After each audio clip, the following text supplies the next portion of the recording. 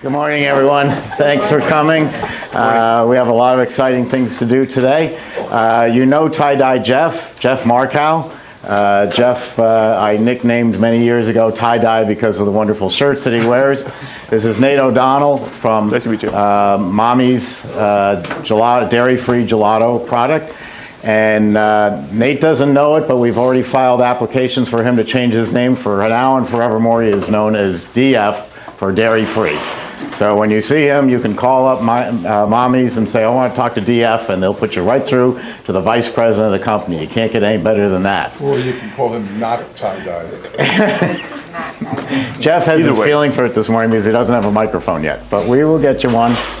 And so we're going to start off with something new. Guys, if you want to, I'll move up here. And I know. I have a job for you, Jeff, if you would. I'll go do some crossword puzzles. Could you grind these for me instead of doing crossword puzzles? Grind them? Yeah. What are they? More people. We're going to need more chairs. Okay, Steve. It's Okay. Rosie and Crystal. We just have a few more people coming in. I was worried about that. And Julio. We'll get some chairs for you in a minute. Couple of things as we get started. Sammy's here. Make sure we have Sammy, come here. Looks good. Sammy.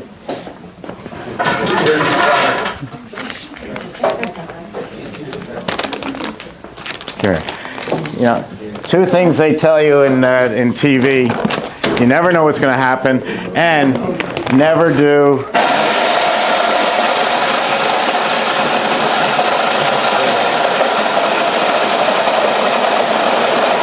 Did you not ask me to do this? Yeah, I did. Never do an act with a dog. Sammy's been in police training for 7 weeks. Sammy, good. Down.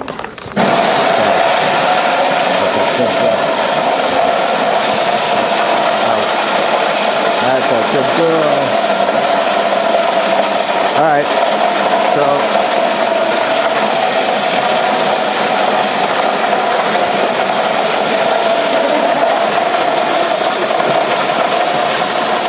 He's having fun.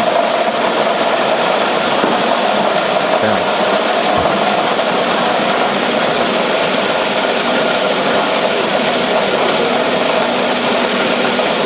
We can edit this out. So what I was going to say is, in live TV, you never do something with a noisy blender, and get my mic they a say little never do closer.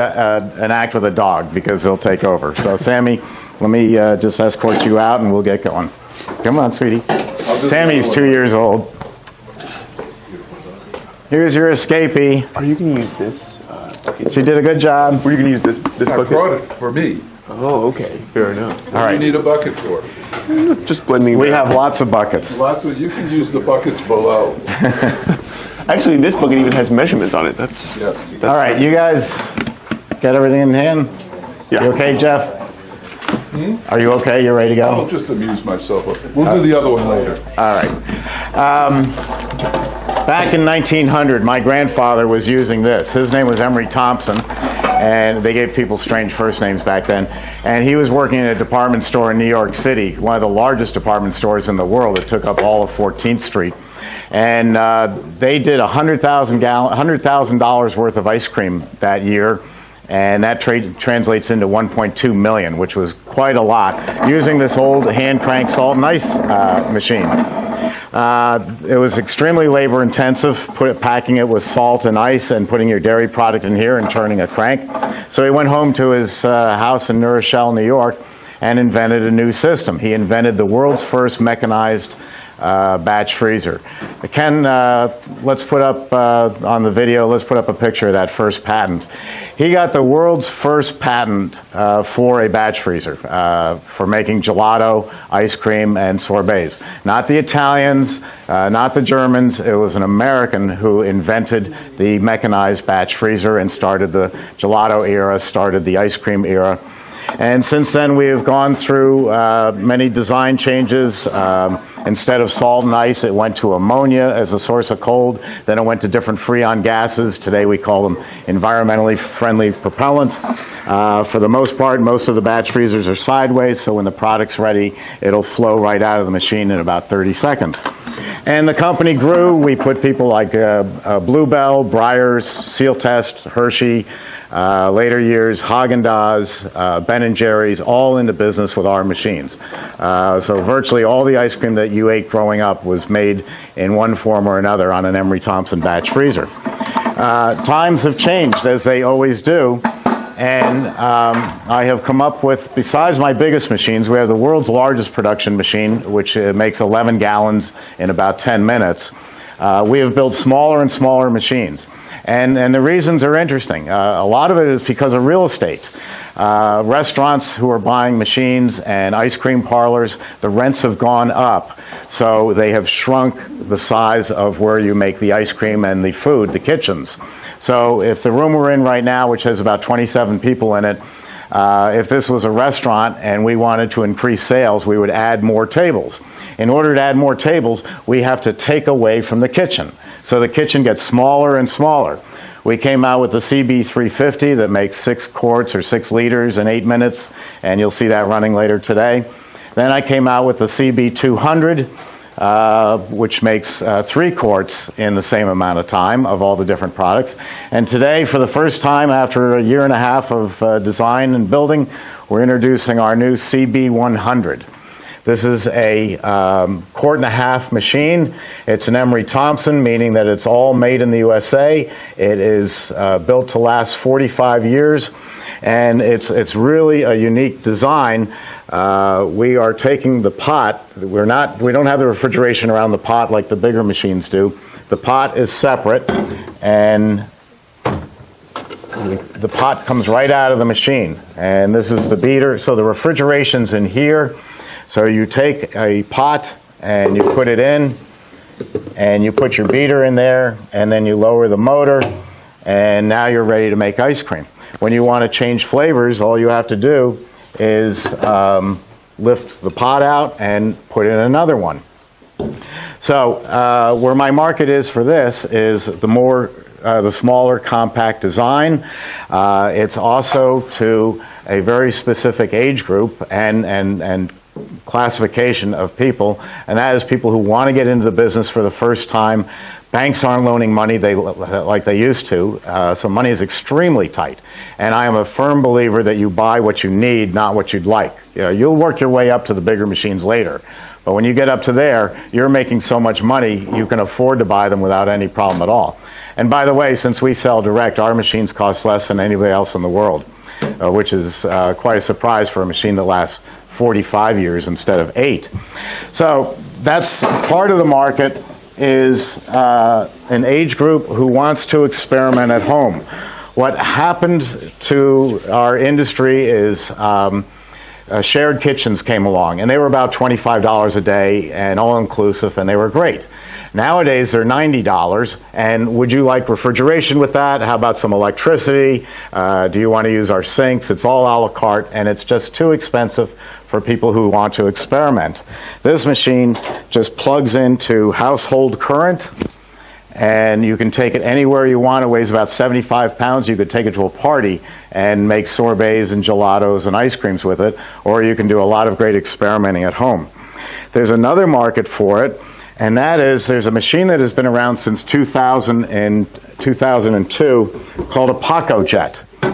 And a Paco Jet is a blender.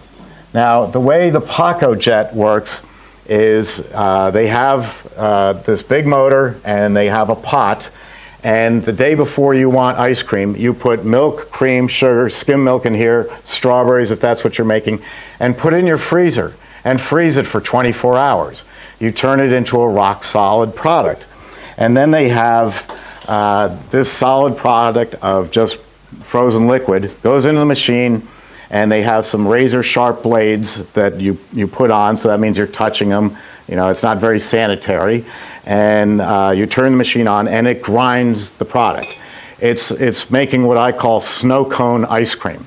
It's not real ice cream. It was never processed by the method of scraping the ice cream off the walls. It's just a solid block of product that you are shaving with blades. Shaved ice cream, that's what it is.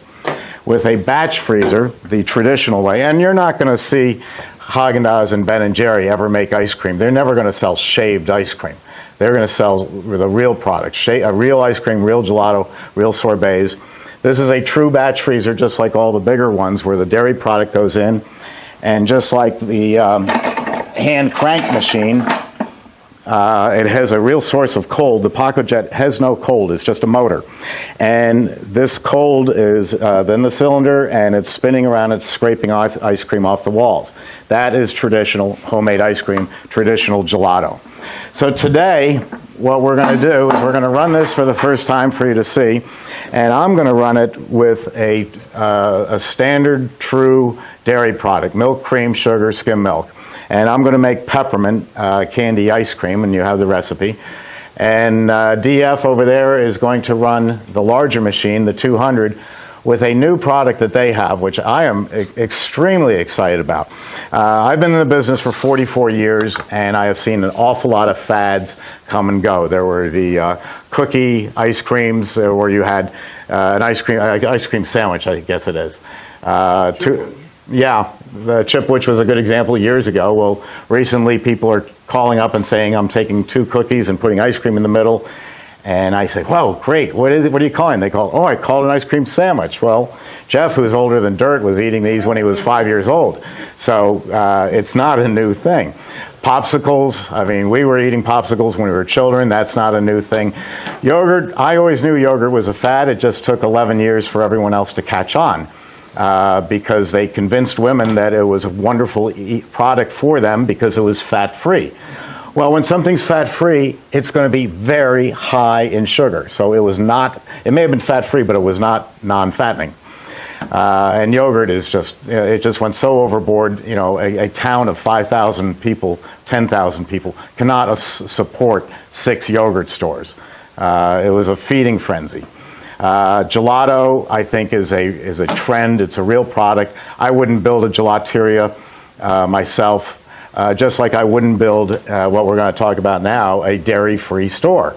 I wouldn't do it because a simple premise, you walk into Barney's men's clothing store in Manhattan, and if they only sold brown suits, well, that's pretty limited. You can get a brown suit. I want a blue suit. I want a black suit. I want a seersucker. I want a corduroy. I'm sorry, we only sell one color of suit. So that was the problem with gelaterias, is they sold gelato. Well, when you have a 5-year-old daughter tugging on your dress, if you're a woman, and saying, Mommy, I'd like, she doesn't say, Mommy, I want a tiramisu gelato. She says, I want Superman ice cream. I want Cookie Monster. I want Oreo cookie. So gelato is good, and our machines make better gelato than anybody because of the speeds we're able to go down to. But it's an add-on to your business. And the latest trend and add-on to your business is dairy-free ice cream. It used to be called vegan, but my impression of a vegan is someone Jeff's age who weighs 96 pounds, and you look at them and you say, I wish I could buy that man a steak. He looks so emaciated. And that's the impression that vegan gets. So the term vegan doesn't sell well. However, some millennials down in Los Angeles came up with a term which is totally illegal. As far as the Food and Drug Administration, they call it dairy-free ice cream. It is, you can't put the word dairy and ice cream together, according to the Food and Drug Administration. If you're Breyers, you'd never get away with it. You, as individuals, don't worry about it. They're not going to send a couple of Chevy Suburbans and haul you off to a black site in Afghanistan. It's a wonderful name. It just rolls off the tongue. It tells you what it is. And the millennial age group is extremely significant. Yes, I am guilty of making all the same jokes. I told my kids I'm moving to Florida because we don't have basements and you can't move in with me. But when you get past all that, the largest group that ever came along, buying group, was the baby boomers. Jeff is a baby boomer. I'm at the very young end of the baby boomers, but I'm still a baby boomer. And people tracked us for years. They said they're buying cars when they're 18. They're renting apartments. They're buying condos. They're buying single-family homes. They're buying strollers. They're buying Dodge Caravans, and so on and so forth. And people have made a lot of money tracking where the baby boomers are. The funny irony of it is now one of the biggest, hottest selling things to baby boomers is Jimmy Buffett's retirement community in Daytona Beach. So we've gone full cycle. Well, here come the millennials, roughly 22 to 39 years of age. And they are a massive buying group, and they're very, very selective. They're the ones who have, Jeff invented, I feel, the process of, instead of using a can of gloppy, syrupy strawberries, and you had to buy a case of this, and they're cheap strawberries in a heavy syrup with red dye 40. That's not selling to the millennials or anybody else anymore. What's selling is using fresh dairy product, or the dairy free we're going to talk about, and buying strawberries at the supermarket. Jeff will tell you today, and you've heard him in the past on these videos, that he goes to the supermarket and just goes up and down the aisles trying to decide what flavor ice cream he wants to make. And he's come up with amazing things. In his book, he's got recipes for, one of my favorites is the key lime pie, and he's buying actually a key lime pie mix and putting it into our machine with the dairy, and the taste is unbelievable. So the quality of products has changed, but here's the kicker. The millennials have decided that for whatever reason, they do not like dairy. They're not putting dairy into their milk. They're not eating dairy ice cream. Who's to say that won't change with time and age, but for now, it's not a product that they're buying. And what I always try to use as an analogy is a restaurateur. If you go to a restaurant and you get bad service, or the food is bad, or they lose your reservation, you have the right, the ultimate right of a restaurateur, of a restaurant patron, is to never go back. The problem is the owner doesn't know why he's going out of business, because you never came back. You didn't tell him, hey, I'm not coming back because your service is lousy. Well, with the millennials and with people who are saying to me that dairy-free, we're not sure about it, you don't know how many people you're losing, how many millennials you are losing because you're not selling 2 or 4 flavors of dairy-free along with your old-fashioned hard ice creams. You don't have to go more than that. You just have to have a small offering of products for this very large group. And times have also changed. When Jeff and I would go to a cocktail party, you know, Jeff's got a new iPhone, and he says, hey, Steve, look at my new iPhone. It does this, this, and this. And he's told me, and he's told Paul and my wife, and that's pretty much the extent of our communication between us about this iPhone.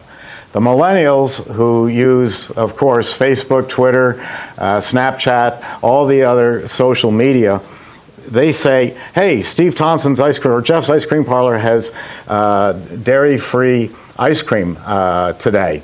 And they tell 20 of their friends. 20 of their friends tell another 60 of their friends. Pretty much within a few days, you've got 1,000 people in a radius of where Jeff's store is who know that he sells dairy-free ice cream, and nobody else does.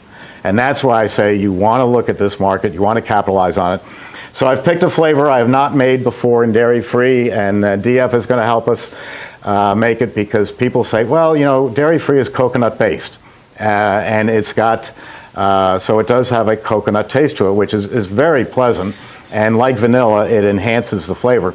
I wanted to make something that was so out of the range of what you would expect maybe from a dairy-free. Maybe you're thinking with coconut, I have to do pineapple, or maybe I have to do a pina colada ice cream. Well, we're going to make candy cane, Christmas candy cane, because it's a strong flavor, and I want to show you that and we're going to make both of them at once. And I'm going to just show you that you can make any flavor you want out of dairy-free. And of course, with the new machine, you can make any flavor, any product that you want. So, DF, I turn it over to you to get started. Do you want to tell about the mix and what you're doing? Sure, yeah. Well, first of all, that was a very thorough introduction to kind of, you know, the purpose of this mix just in general. Specifically, this mix that we're using today, it's actually in this bag right here. People always ask me what the bag looks like, so on this video I'm going to say, here it is.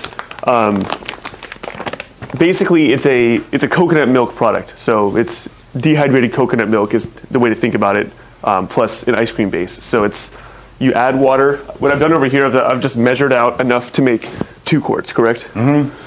And I just combined the mix and the water. So all I need to do now is use that immersion blender there and whip it up with whatever flavor, which we're doing the candy cane. Yeah. And what Steve said is accurate, that you can use a whole lot of flavors. There's certain flavors that don't work with coconut, just as there are certain flavors that don't work with any base. But pretty much all fruit flavors will work. Coffee, chocolate. We did coffee and chocolate in the last video. And I haven't done candy cane before, I'm not going to lie. This is going to be an experiment. But generally speaking, coconut is a little bit of a stronger flavor than dairy, so sometimes you want to kick it up maybe 10, 15%. That's kind of the general guideline that we go with in terms of the amount of flavoring they're using. But I think candy cane it's a pretty strong flavor. I don't want to. If it ends up being mild, I'm okay with that. It is a very strong flavor, and that's Yeah. why I picked it. And one note about that, you heard Jeff making all the noise. He wasn't just over there making noise. He was doing something on purpose. He was grinding up the candy canes, because I'm a stickler about, this is now a powder. I'm a stickler about that I don't want to make, especially at Christmas with candy cane, something where if I just took the candy canes and chopped them up, I risk, you know how candy canes are, they're hard candy and there can be shards of it. I don't want a child or an adult getting a shard of a candy cane, something they didn't expect, in their throat. So we grind it up into a powder, and as Jeff taught me a long time ago with M&Ms, I would throw M&Ms into the machine, and I had vanilla ice cream with M&Ms, and it was good. Jeff grinds up the M&Ms, he freezes them first so they don't turn to mush, grinds them up, and now for every particle of dairy or dairy-free, there is going to be a particle of peppermint or M&M. It makes for a much more intense flavor doing it Jeff's way. So even I can learn. So that's what we're going to use. The formula called for 12 candy canes, and what would you? What do you mean 12 candy cane? 1 metric candy cane. Well, that is a little flaw in my formula because I haven't made it before. Why don't you go to my book and read the recipe for candy cane ice cream? Well, what I need is what would you suggest for a 3-quart batch? 3 quarts? Yes, 2 liquid quarts quarts. How many ounces you have there? I have 16. That seems right. Put it all A in? little less, maybe 12. Okay. And what I didn't grind the other ones because you guys were talking. and what Dairy Free was saying about the flavor, this is essentially, I mean, if you wanted to get down to mathematics and technical and all that, this is really almost an Italian ice because there's no dairy in it. And when you make Italian ice, you need a lot more flavor than you do with an ice cream because the dairy itself is a flavor. So yeah, let's put 12 ounces in. 12, yeah. You can. Hang on, don't put 12 ounces in yet. We're going to check Jeff's book. Do you want to hold that up and show everybody? No. Do you want to sell them today? No, don't. And just to kind of clarify the difference, like you said, dairy-free ice cream is an illegal term, and that's one of the reasons we call our product a gelato mix, is because we don't want to run into that. Also, technically, it is more like a gelato mix. It's about a 7% fat, which is in the higher end. But when it comes to Italian ice, sorbet, and then a dairy-free ice cream or a gelato, the difference is basically the fat content. So, a sorbet is a good dairy-free option, but if people come in and they want a dairy-free ice cream, that means they're asking for something with more fat, something it's going to be creamier, and that's what a product like our product will accomplish. So I just wanted to clarify that difference. Okay. So, Say put 10 ounces and 2 ounces of vanilla. Okay. do you want to just eyeball it, or should we actually weigh it, do you think? I think I have another container here. No. Let's see. Here's another measure. For the I can vanilla. use this. I'll eyeball the vanilla. Okay.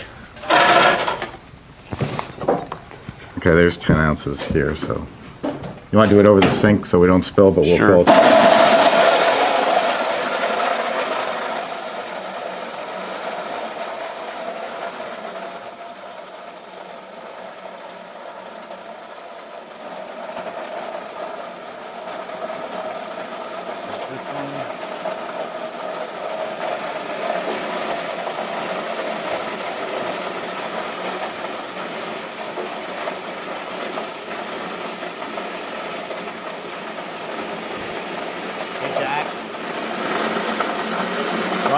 with the electric for a minute?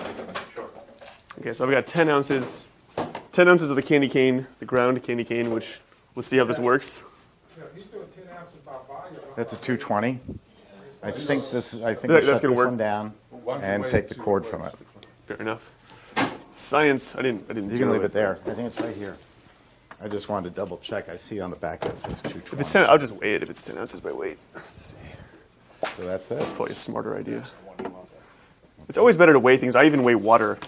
I usually just weigh water and do it by grams and milliliters. Unit ounces. Is that going to do it? Let's see. This CB200 is available two ways. We build it either in 220 volt, which is what the bigger machines are, or what we call 110, or what's called 110. It's actually 115. 12. And the dasher in here is the same as all our other machines. It's spring loaded, so that instead of changing the blades every 6 months, they go 6 years. Because as the blades wear, the springs will still push it against the walls. It's hard to do sideways.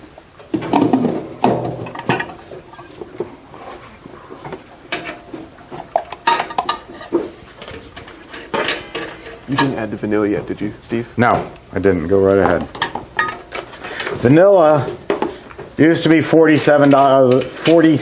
I choke on it. $47 a gallon. It's now $600, and we're going to talk about that today of why the massive increase. And Jeff's going to show you an alternate way. Okay, that's good. And then my little machine over here. Okay. And Jeff, your recipe, how much vanilla did you say it called for? What? How much vanilla did you say the recipe? 2. 3 ounces. 2 or 3 ounces? For 2 quarts? Or for... Oh, okay. He uses a lot of vanilla. That's an intense... When it's free, it's my vanilla. That's a good lesson. Get your ingredients for free. Good. Now, I need something to call. measure 2 quarts. Here we go. All right.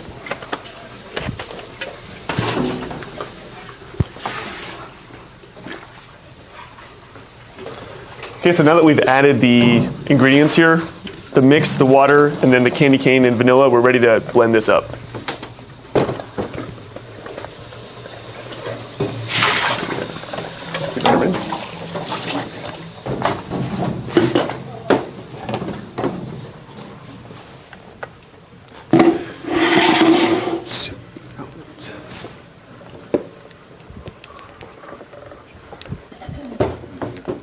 There's one there. Oh, Down you here? put it in there? Oh yeah, I'll just do over here.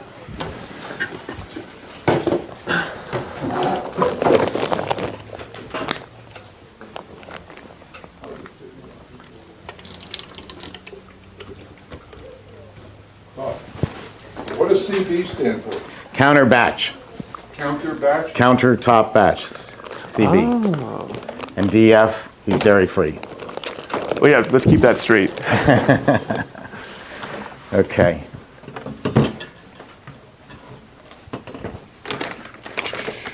Trash.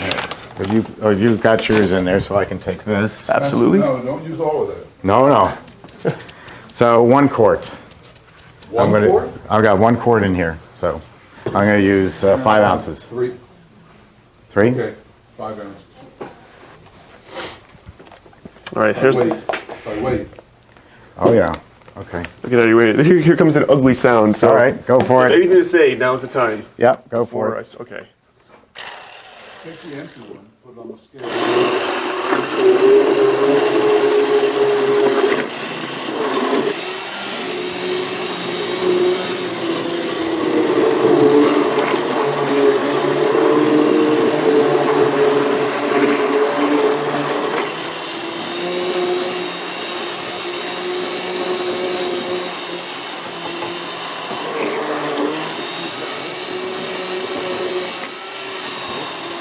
Yeah. I'm just going to do vanilla. Need a vanilla? What's that? Behind me. Okay.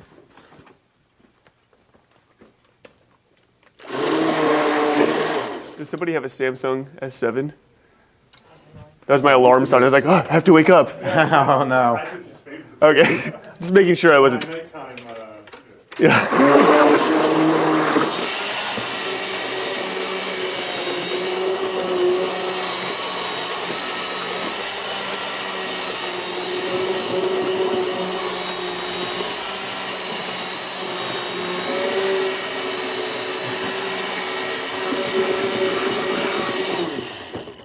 Okay, so that's nice and thoroughly blended. That's about how much time you should probably spend on it with this immersion blender. It's wearing.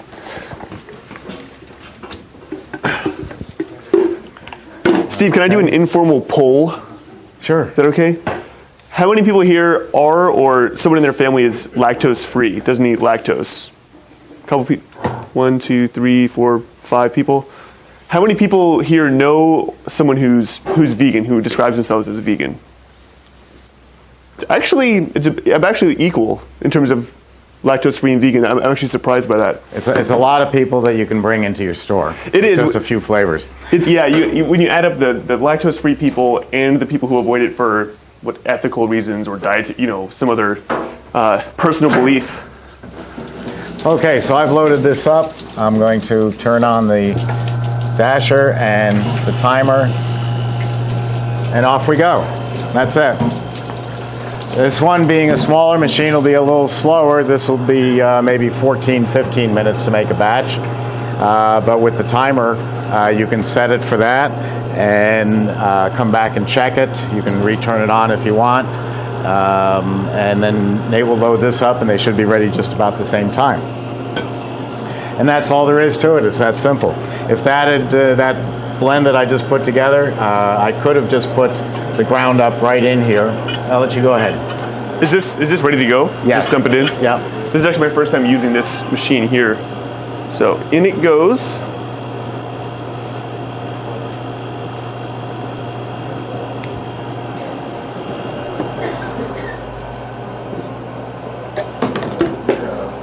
Now this is just a good design. I don't know what to call this part, the funnel. Yeah. The shape of this is very convenient. Yeah, and we kept making it larger over time. This machine has a 1 horsepower compressor in it, a Copeland made in the USA, and this has a 1 horsepower made in the USA Copeland compressor. So this thing has got an awful lot of strength to it. Let's see. Any questions? I forgot to say, as we go along, just raise your hand when you have a question, because if you wait until we finish talking, I never stop talking. So you wouldn't get a chance. But You might speak that more. It looks like those legs on that machine are almost out. That is a on what? good call. Which machine? The middle one. This one? Oh, it's bolted down. Oh, It's bolted. Thanks for looking, though. That right, would have been Steve. important. Since this is my first time using this machine, you want to Okay, just show turn me on the dasher. right here? That's a refrigerator. So That. dasher's on. Yeah, now refrigeration. There we go. Voila. And how long would you estimate it's going to take in this machine? Like 8 With the minutes? dairy free, maybe about 12, 13 minutes. 12 or we'll 13 see. minutes? Okay. I'll set it for 10. So I've got a cheap kitchen timer. That's it. If you're running this machine, you can take it with you. So you can be doing other things. You don't just stand around talking to people. You start getting your blend ready for the next product. So it's usable time, and you can go back and keep looking. With the 200 and with this one, you can add, the dashers are so strong, the motors are so strong, that we can add whole nuts, cookies, candies right into the machine. Same thing right here. Excuse me. Yes?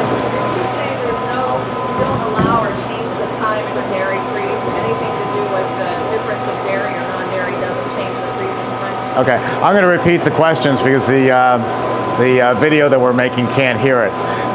You asked about the times for the dairy free, and yes, again, dairy free is like an Italian ice. So the higher the sugar content, the longer the freezing time. So the dairy free will take longer than the dairy. If we were running 2 of the middle machine together, the dairy product would be finished sooner. We're running 2 dissimilar machines. This one is a slower freezing machine, because the refrigeration isn't right on the coil, right on the barrel. It's in the machine, so we're dropping it in. So there's a little less transfer going through there. Anybody else so far? Gee, yes.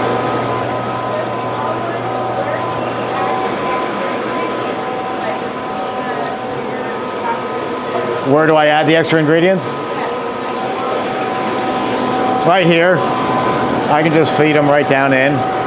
There's plenty of room, or I could stop it and put them in. If I didn't want anything broken up too much, I might stop it halfway, put them in, and restart it. It's got a strong enough motor that you can do that. Yes, Jeff? How fast does this turn? I don't know. I never clocked it. I do know the overrun. The overrun is going to be down below gelato. So it's going to be a very dense ice cream. It's going to be one of the densest ice creams that you can make. Overrun-wise, I'd say it's going to be down about 30, maybe lower. Oh, RPM is, if I had to guess, I'd say 50, 60 RPM, as opposed to this one, which is running at 150, and the bigger ones go all the way up to 234. But the RPM on my machine doesn't correlate to anything because you can't take my speed and put it in a Capajani and get the same product. The speed is according to the Emery Thompson machine. So you've got a lot of other factors in there. You've got the dasher design and the spin of it. So just plain what speed it is, won't tell you anything. Excuse me? Yeah. I'm going to move this out of the heat way. See, I took one cord out. Yeah.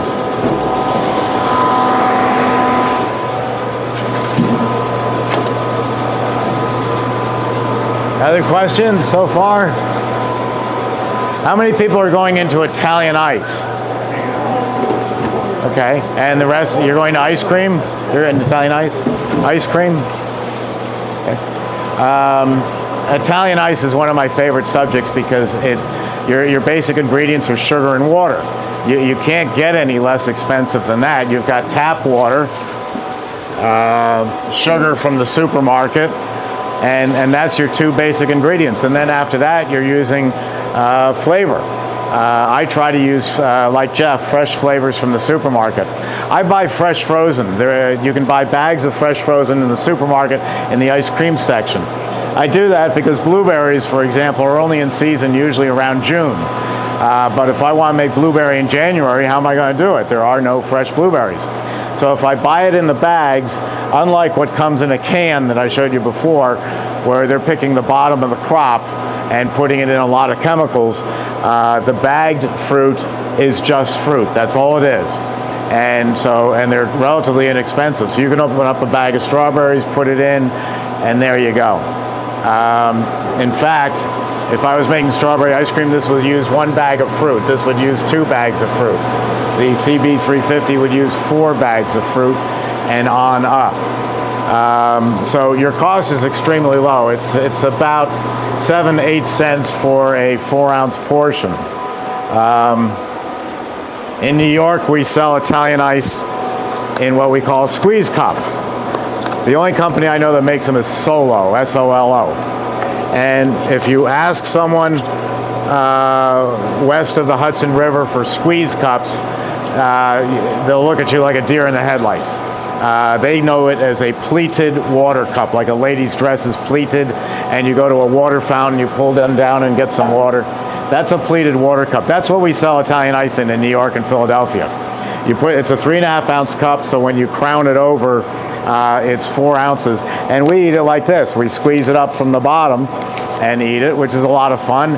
And so you don't have even the cost of a bowl and a spoon.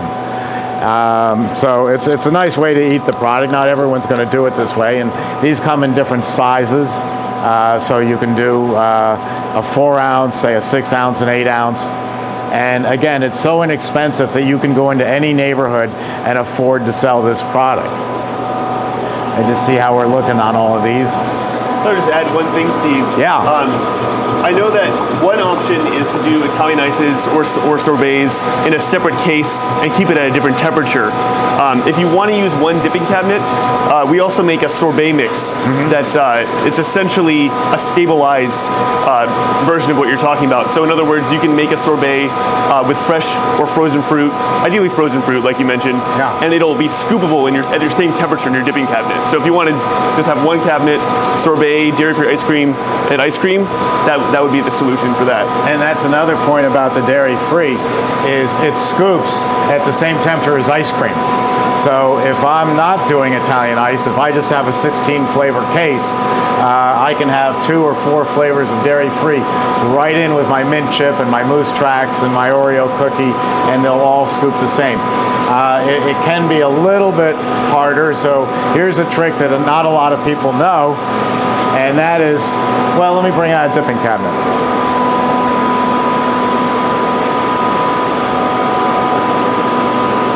This is a Nelson dipping cabinet. I bought it 20 years ago. I'm going to grab this for you.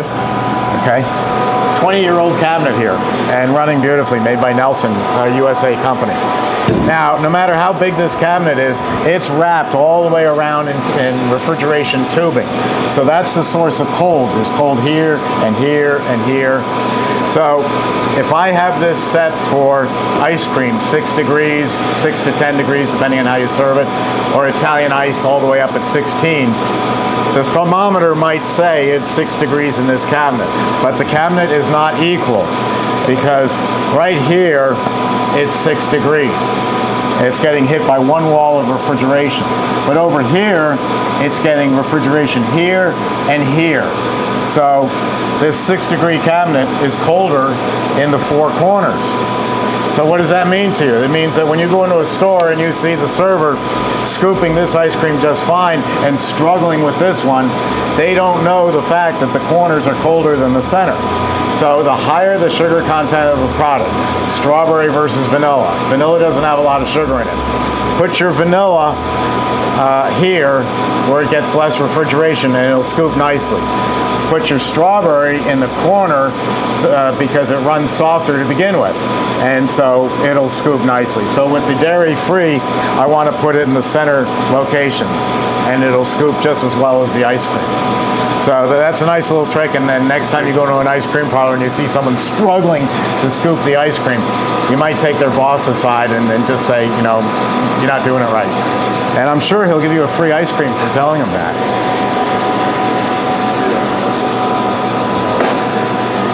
So let me get this out of the way.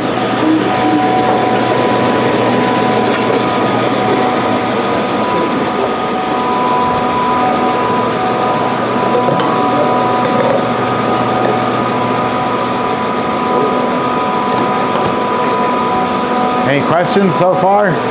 We're getting close here.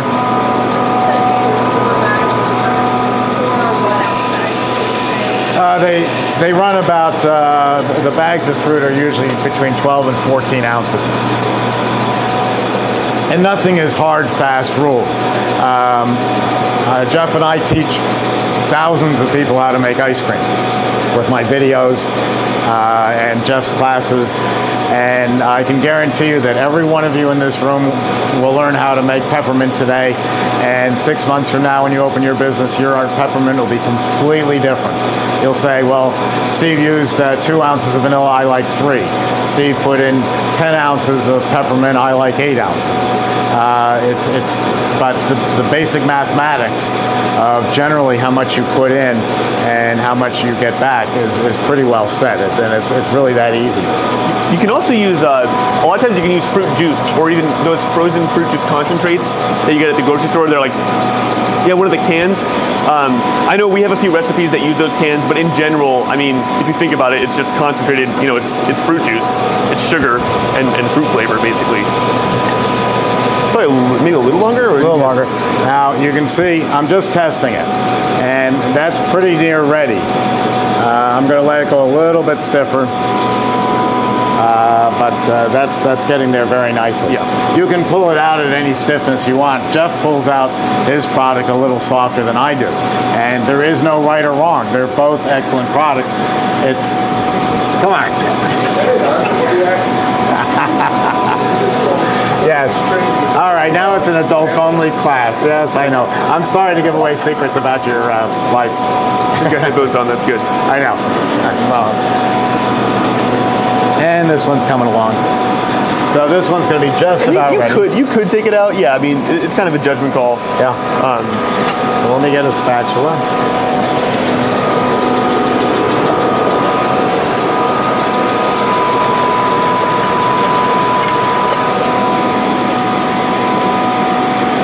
How many people here are from Florida, and how many had to fly in? That's what I'm curious about. Who's from Florida? Florida, and who flew in? There you Wow. go. Last night, Tampa. And none of you got dragged off the plane. That's wonderful. We all made it. All right, this is ready. I'm sorry, I'm going to stand in your way. Yeah, go for it. I'm going to turn off the refrigeration switch, and I'm going to open the gate, and watch how fast this comes out. That's a beautiful product. That color is just right. The color looks better coming out than it did going in. Yes, it always does. I didn't want to say anything, but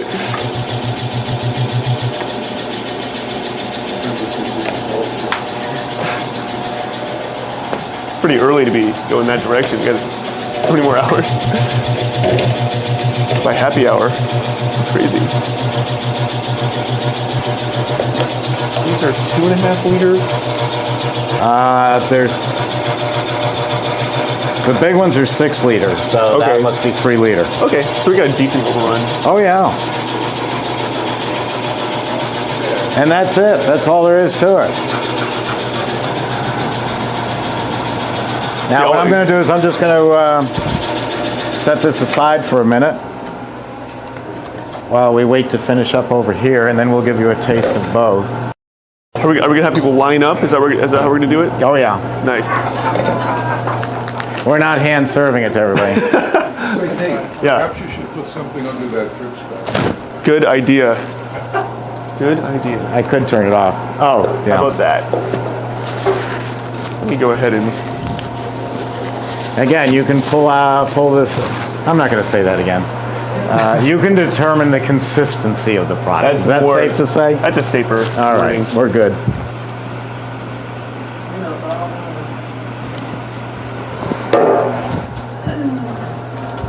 Okay, now this looks a little bit just about ready, so I'm going to turn off the refrigeration, turn off the rotation, lift that up. Am I blocking the way? I Nice am. and quiet.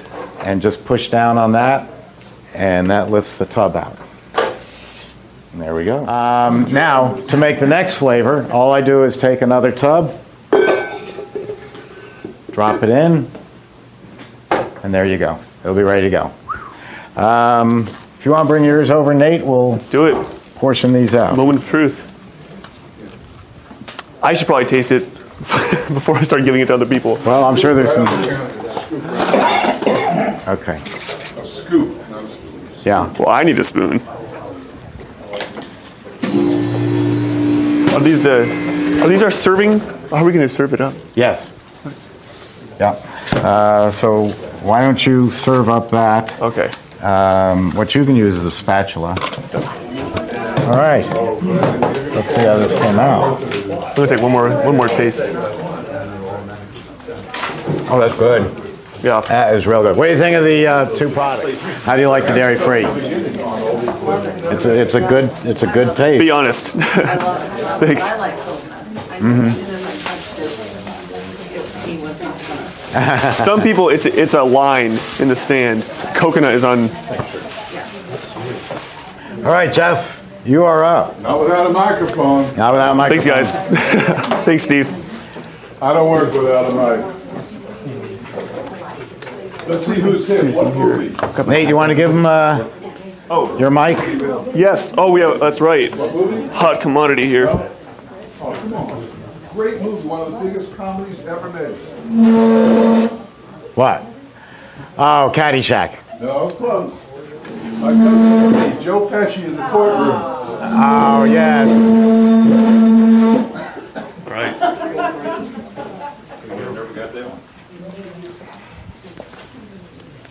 Is it on, Joe?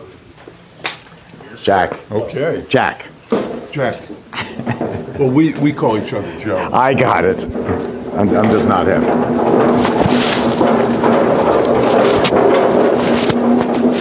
Where is he? Oh, here you are. Can I hang around for a while? Yeah. There goes my material. DF. Are we ready? Go for it. Really? Yes, it's all yours. You want this out of your way? Hey. Do you want to use this? No, I don't need any of this stuff. Okay, we'll get it out of the way. As a matter of fact, I'm averse to having it here. That's a heavy-duty deal there. It sure is. Is that his? Yes, that's his. Oh, thank you. Okay, go ahead, you said? Go ahead. Go ahead. Okay. We took a vote before whether the first thing I make should be, we're going to make variegates. You know what variegates are, where they have those pretty swirls in the ice cream? So I'll show you how to do that. It is what it is. Anyway, so we can make vanilla fudge or we can make raspberry fudge. Now, yesterday in class, they voted we were making Italian cream ice, right? Or Italian ice. Italian ice, they voted for raspberry. So I brought the stuff to make raspberry, so we'll have raspberry fudge ice cream. It'll be raspberry ice cream with a swirl of fudge going through it. Simple as heck. It's 2 ingredients. 2 ingredients? Ha! Okay. This is a 12-quart machine. 12-quart machine. So I'm going to use 5 quarts of liquid. And what we'll do is we'll put this down here. And we'll throw this away. I discovered not too long ago that, you know, my philosophy is I go to supermarkets to buy ingredients and ethnic markets. If I see an Asian market, I'm there. A Spanish market, a West Indian. I just discovered a West Indian. And I go right to where their sweets are. And whatever they sell as sweets, I want to make ice cream out of it. Sometimes you have to change the name. In a Hispanic market, I found horchata. You know, who knows what horchata is? Horchata. And it looked good. The people said, oh, it's delicious. So I bought it. I took it home. I opened it up. And horchata is rice pudding. And they drink it. They put a few teaspoons in a glass of water, right? And they drink it. So I added some raisins, and I made incredible rice pudding ice cream. Why do we talk about that now? I don't know. So we'll add... I'm going to use 5 quarts. These bladders, this is what you get standard in the industry when you make ice cream. And they're 10 quarts. These are 10-quart bladders. And you get 2 in a box. And the box will run you about $45. So these, $22.50, figure $25. We're going to use half of one, so we're going to use 5 quarts of mix. She's the class secretary. You're writing everything down, aren't you? You haven't stopped.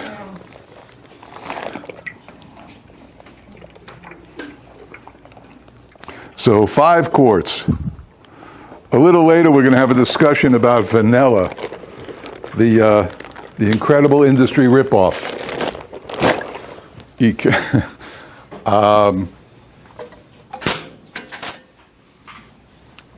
Presume it's ready. Let's see. What are we making? Fudge? Okay. So the machine's been sanitized. And we'll add 5 quarts of mix. A plain, this is 10% mix, 10% butterfat mix. It's what I use also. And if you have any questions, just speak up. It's really not that interesting up here.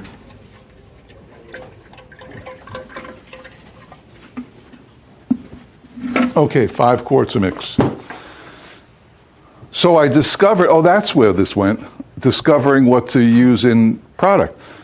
I have a cappuccino machine in my store because smart people who sit down and they say, oh, I'm lactose intolerant. Oh, you don't have sugar-free. Oh, I want dairy-free. Whatever they want, I don't have it. I make ice cream. So as an alternative, I offer them a cappuccino. And the cappuccinos are $4, and I make just under what I make on an ice cream on a cappuccino. So I'm okay with that. Oh, I can't have it. It keep me up at night. Well, I have decaf. Oh, I can't have the milk in it. Well, I have skim milk. So this product is at the coffee bar. It's Torani. Two companies really make these flavorings, Torani and Da Vinci. And they make hundreds of flavors. So I thought one day, well, people flavor their coffee with it. Why not flavor my ice cream with it? So we do. And this is the simplest. This isn't in the book because it's brand new, but the simplest ice cream in the world. So we'll start the machine. There.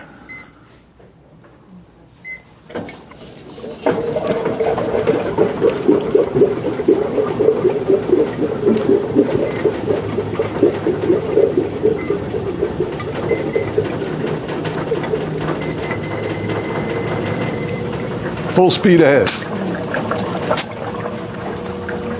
And we'll carefully measure this to match the 5 quarts.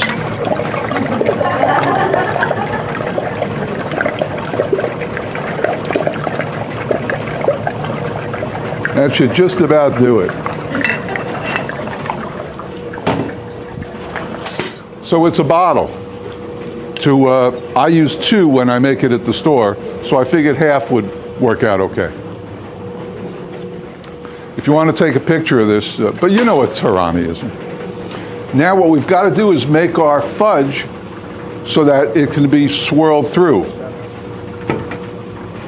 And the way to do that, I brought in some of this Hershey's Special Dark Syrup, which is really good. So we'll add a little of that.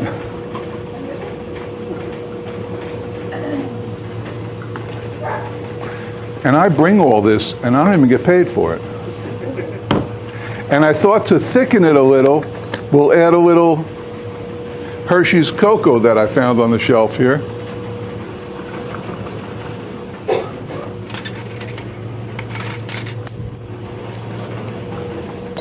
What would you say?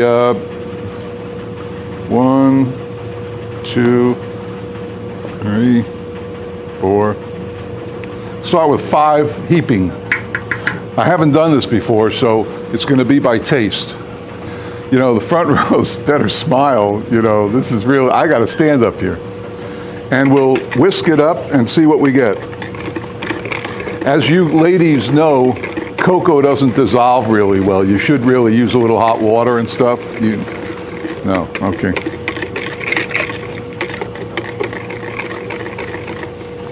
It's just sitting there. Now this is unsweetened, Hershey's unsweetened, so I'm going to throw a little sugar in too to make it a sweeter powder. Sugar. Over here. Right behind the white. He used to use the cheap sugar, as you know from the videos. I've got him onto the good stuff.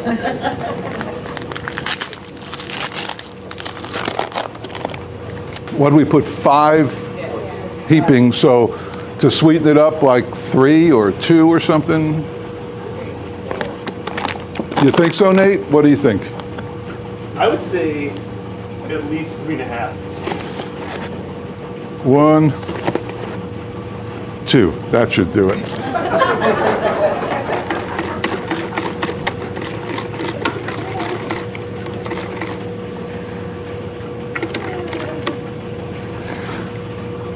When this comes out, it's going to fill the bucket, and then to make the swirls, we're going to take that bucket over here and pour this on top, and then fold it a few times, then squeeze the tub into smaller tubs that we would normally use for freezing. So this should be a little thick, and it's not. It's not. So a little more cocoa, is that, yeah. We had 5, right? Right. So another 5? Who cares? It can't hurt it.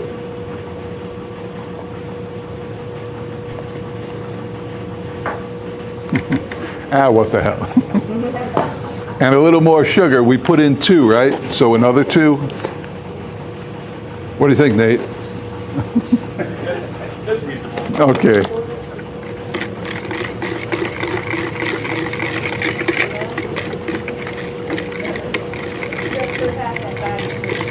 What? What? I just have one question.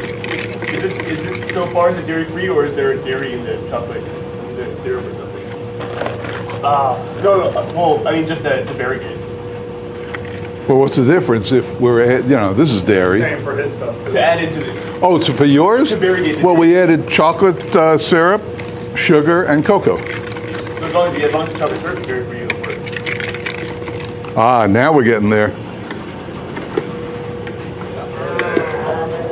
Ah. Now taste it, see if we have enough sugar in it.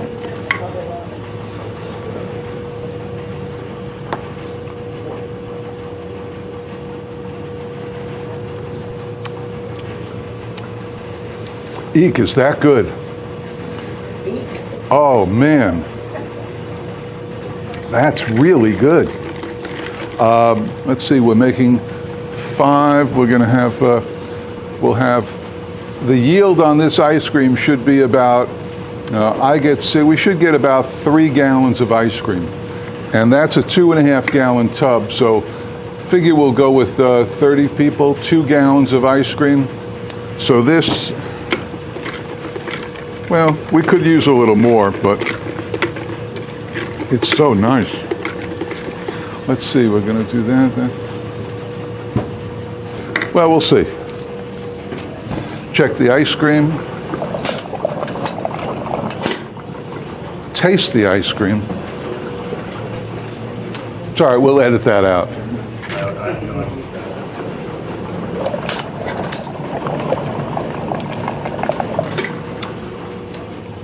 Whoa. So this might, I've never made this before, but this might turn out okay.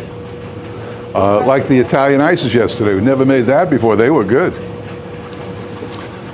Okay, a little self-promotion. Any questions? So I do teach a class. He'll cut this out anyway. I do teach a class. It's the 2 days prior to this day. Unlike this day, mine isn't free. But it's 2 days. We teach you everything about opening a business, running a business, and making a lot of money. Then we also teach you how to make ices, ice cream, cream ice, Italian ices, all that. Then we also teach you, what else? How to create a recipe on the counter, which was great. That was a lot of fun. How to know how to make sugar plum peanut butter candy cane ice cream here, so that you have the right to put it there. That's not saying it very well, but you get the idea. How do you get information? On the bottom, there's a chicken scroll with my email on it. It's XHIPPEE@AOL. I'm still an AOL guy after all these years. Who's AOL here? Nobody, right? Nobody's AOL. Not in the whole arena. There's no AOL people. You used up your 300 hours? I don't even, Steve said, do I still pay for it? I don't know if I pay for it. There's so many automatic payments on everything, Amazon and your internet and your cable. You don't know what you're paying for. I don't know what I'm paying for. Well, you probably do. I don't. Okay, any questions about anything? No. There are 5 books left if anyone's interested, and that's the end of the self-promotion. I'll be available for photographs later.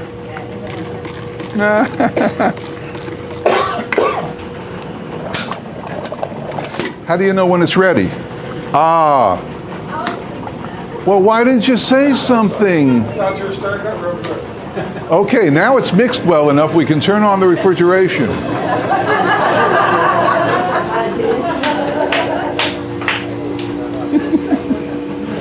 Now we really have to talk about things. Yes? How long? No, we don't use timers. You know the answer to this. We don't use timers because each batch will be different. When it's very humid, as it feels humid in here, it'll take longer. When it's first batch in the morning, it takes longer. When you switch flavors, it takes long. So they all vary. This is ice cream. In my store and class, I teach you about making ice cream with alcohol in it, which takes longer. Because although alcohol doesn't freeze, I figured out a way to suspend it in the ice cream to make ice cream out of it. Anyway, this is a regular batch of ice cream. It should take how long? How long do you think it should take? That right there is going to take 10 minutes? 10 minutes. Yeah, 10 minutes. It's not a cold machine, so maybe 12 minutes.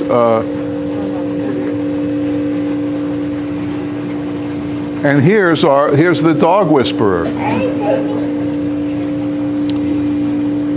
How'd you like somebody yanking on your neck like that? Mary. She went through training, right? That's right. And I sit and stay with the best of them now. No, I'm sorry, don't let us interrupt. We just like doing a dog and pony show. Okay.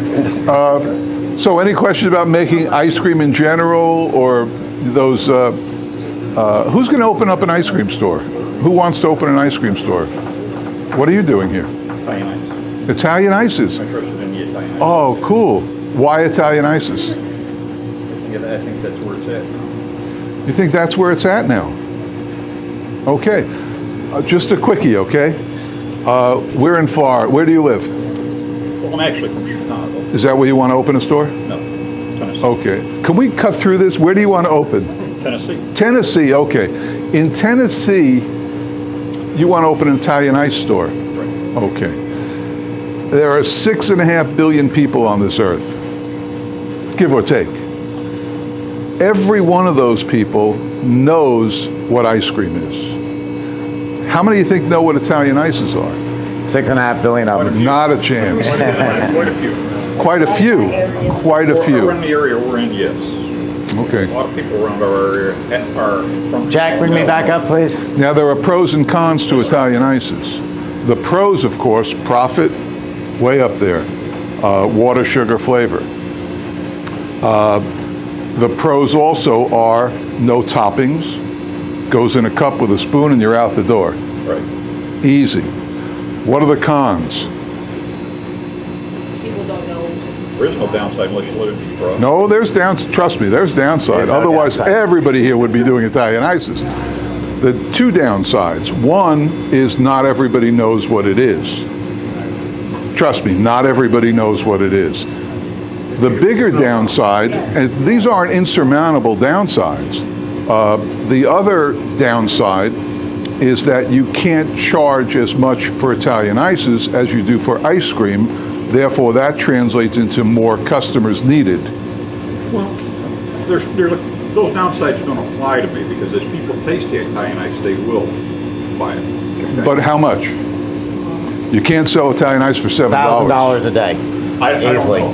My turn. My turn. Italian ice is known very well. They may not have all tried it, they've all sort of heard of it. We put a business called Rita's into business, and although I do not like their product, I think it's just not good. It has exposed the market, the people to the market. Since I brought out the CB350 a few years ago, we have sold literally thousands of those machines to put them people into business. Jeff, of all people, knows that with planning your equipment right and your store right, you can get in for a lot less money than you used to be able to. With Italian ice, it's a fraction of what an ice cream parlor is. Your main ingredients are water and sugar. It couldn't be any cheaper. Now, here's the thing. For most ice cream parlors, I want you to be in the wealthiest part of Palm Beach. I want you in Grosse Pointe, Michigan. I want you in Midtown Manhattan. I want you in an expensive Rye, New York. I want you in an expensive location for ice cream because ice cream's expensive. Sugar, water, and flavor can be whatever price you want it to be. I have always told people, and I firmly believe it, that back at my factory in the South Bronx, which was a rough, tough neighborhood just north of Yankee Stadium, I could have put a push cart out in front of my building and sold $1,000 a day selling Italian ice.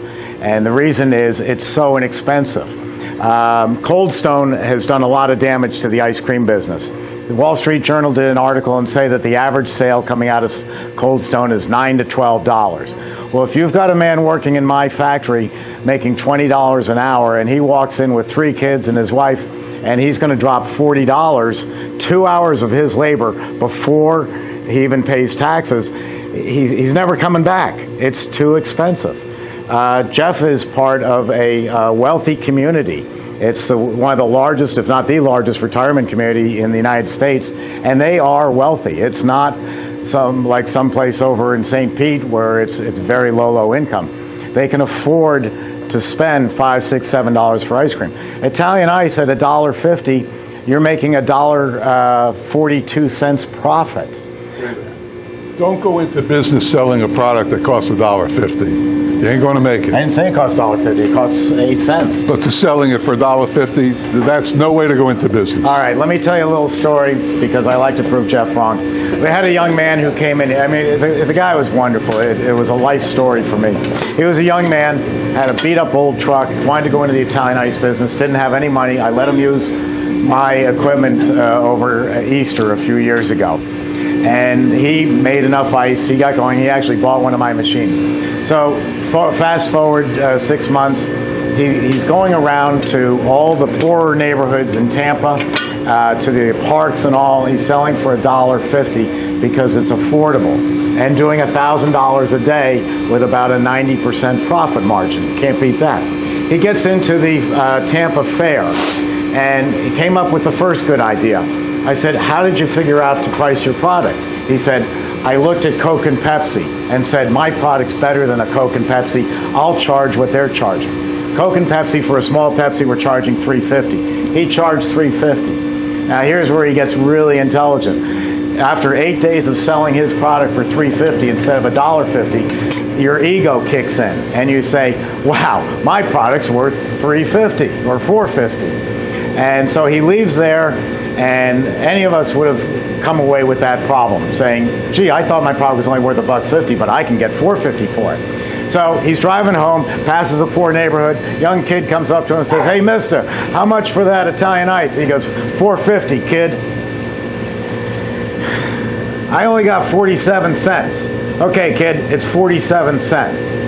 He had the wherewithal to say that this child couldn't afford more than 47 cents. He's doing the math and saying, I'm going to make a 40-cent profit. He sold it for 47 cents.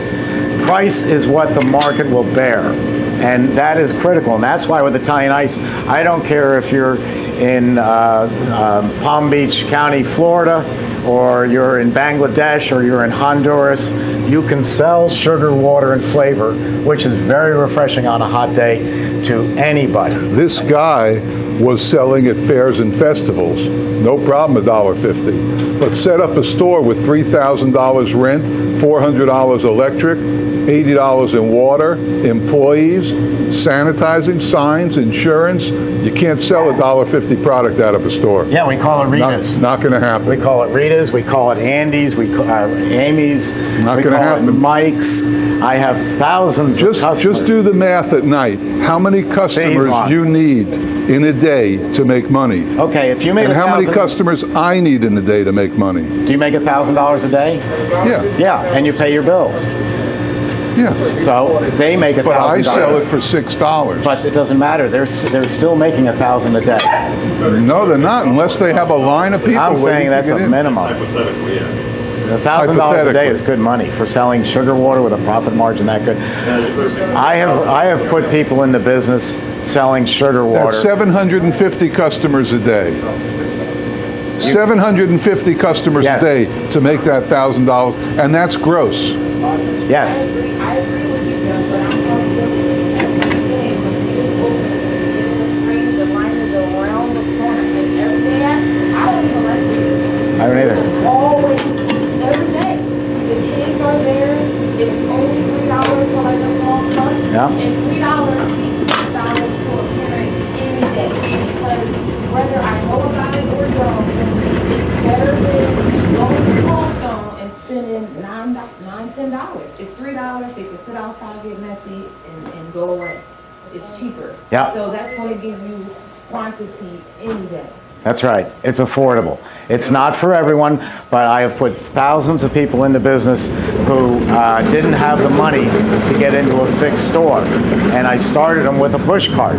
And what happens is people come up to them and they say, hey, where did you get that ice? And in the old days, people would say, oh, it's my great-grandfather's secret recipe. You can't get into the Italian ice business. It can't happen. Now what I tell my customers to say is, I made it, and I can make it for you. And within less than a year, you'll have 20 people buying your ice and going out with their push cart and reselling it. I've done it time and time again. I've done it with ex-military who have just come out. I've done it with people who want to get off of low-income assistance. I've done it with wealthy people who are tired of Okay, got to do it. Job. It's a great product. What do you got? We're going to make the variegated now. So we pulled the ice cream. We pulled it a little. We pulled it a little harder than I normally do.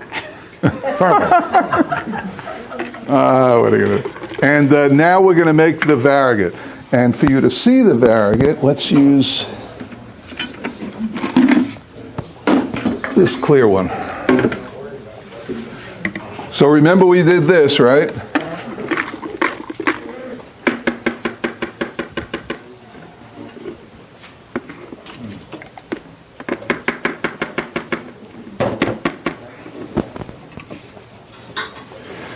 Let's see.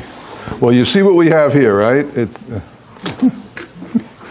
and we'll pour the variegated, the chocolate on it to cover the top, and then we'll take a spatula and just fold it 3 or 4 times.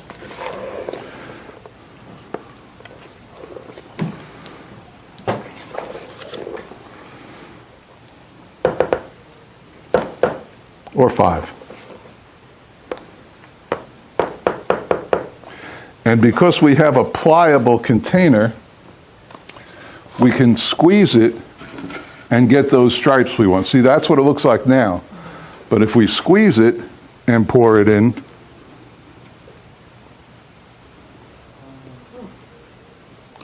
Beautiful. Just a mad scientist. try doing this with Italian ices.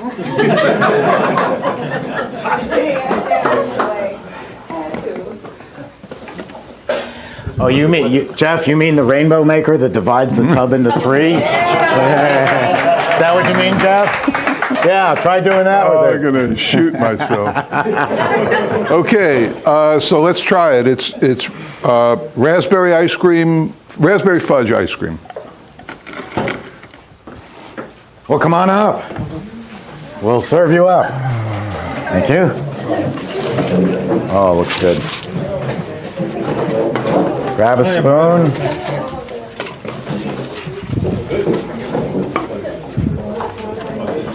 I need 2 for the guy that doesn't want to get up. 2, sure. Now, for 25 cents extra, I'll scoop you a portion that has even more chocolate in it. How long is the shelf life of the gelato ice cream? It depends on the temperature you freeze it at. You could keep it for 6 months, but then my question is going to be, if you haven't moved this ice cream in 6 months, you've got a bad flavor because people don't want it. You should move that ice cream tonight or tomorrow or within the next few days. Would you agree, Professor? Absolutely. Whatever you say. See, Jeff and I can agree on things. Can I put some preservatives to prolong the shelf life of the gelato ice cream? Well, Just you freeze can, it. but we just- don't. We don't. We just freeze it colder. The colder you freeze it, the longer it'll keep. Oh, can I have one more for my hubby? Yes, you can. And you can come back for more. That's good. That's good. Here, I didn't give you. Sorry. Want a little more chocolate? All right, why not? Good. Wow. I'm so happy he did that right before I got it. Yeah, Awesome. that is. There you go.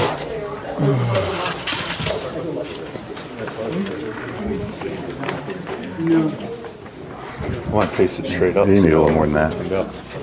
It turns out pretty good. It's a shame we have to waste all this. Look, boy, that expression was priceless. I don't know. You caught me off guard. I was thinking, Yeah, what could I it's a do shame with we it? have to waste this. You I- went, oh! If it wasn't raining, I could go stand outside and sell it. Hey, Jeff, it looks like 5 o'clock out. Well, that came out. That's pretty like that, isn't it? I know, I'll be doing it in a minute. Chloe's not going to sleep for like Here you 4 go. You days. just put it on there. I've got one more square for Chloe. You folks are confusing me. All right, let's hear some questions. There's an audience here of 27 people. You must have some questions. 31. 31. Because Jeff and I know, that the second we break for lunch, all of a sudden you're going to run up with questions. So ask them now so everybody can hear. What was it about cleaning the machine? 1 tub of water, zing, then next flavor. If you want to clean at the end of the day, 2 tubs of water, and then take the dasher out. It's real simple, right? It was simple yesterday. I've never seen so many people. They just keep coming. Yeah. Want me to do that? I'm doing okay. I like the swirls. It's beautiful. Yeah, it's a beautiful thing. It's gorgeous. And it works. Everybody else struggles with how to make it. Yeah. I actually thought of a simpler method that I'm going to work on. Okay. Hire me to do it? No, on extraction. Yeah. The cereal. What's that? The cereal bowl. You can make this. For $1. Go. Yeah. There's a big blob on the floor. What happened? There's a blob on the floor. Okay. Yes. There's another one? Oh. How's this getting there? doing there? Me? Really?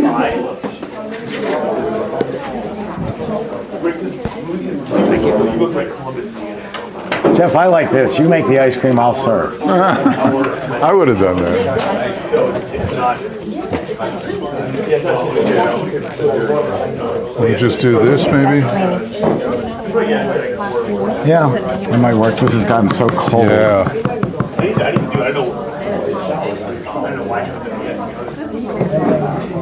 Yeah, something like that. Yeah, it's Just a taste. Let me see what's next on the list.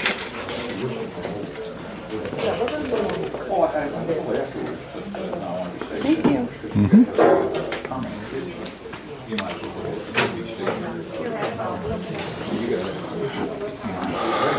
Is it good?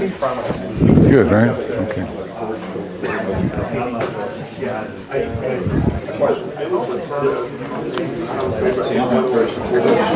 That freezes, right? Is it the same portion that you give out now, or is it more? You want to pass those When out? it freezes, He was portioning out the portion. Yeah. Wait, when that freezes, is that the same portion, or is it more? I don't understand. I'm kind of, like, you see one scoop, Right. one comes out of the machine, but you put in the freezer still to get it hard. Yeah, it doesn't expand. No, so that's it. So this is kind of a rock. Yeah. Okay. When we serve, of course, you'll get a more of a scoop shape Okay. because it's harder. Right now, it's soft. So you Jack, get, could you help me with the electric again? Whatever it is. When is your class? Your 2-day? The next one? Yeah. Oh, 50. Eek, we're going to sell out of books. Just want to make sure I'm right. Should be this. What month is this? June? A single phase there. Steve, when is the next class here? August? August, about second week of August. We don't know the date. I can get you the exact date. Yeah, it'll be in August. There's only 2 more this year, August and October. And the August one is August 9. August, so it's 7 and 8. August 7 and 8. 1 hour from here, at my store. See you. Okay. It's at my store. Awesome. Yes. Oh, you have it? Okay.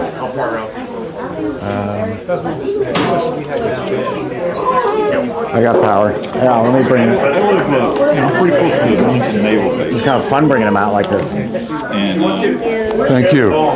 Hey, how'd you get in here? Hey, 3 books left? Oh, man. you did your class. I have a whole staff hired to guard. I'll take it off the price. I take it off the price of the class. I do. Come on. I don't know how she got in here. Hey, Connie. Connie. You're all nine of us that you really just come up and said about So the ice cream was good. It was good. Hold it. Wait. The ice cream was good, huh? Finish that. Oh, I'm good. Hey. Oh, now you're bringing toys in. Are you gonna? No, you don't. Crystal. Okay, you better tell her soon, though.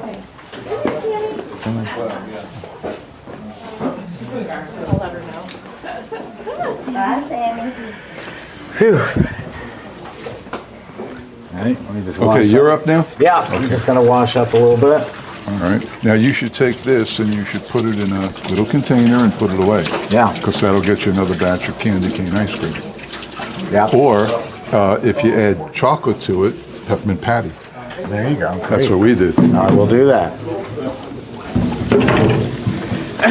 Okay, now what I'm going to make is a true Italian ice.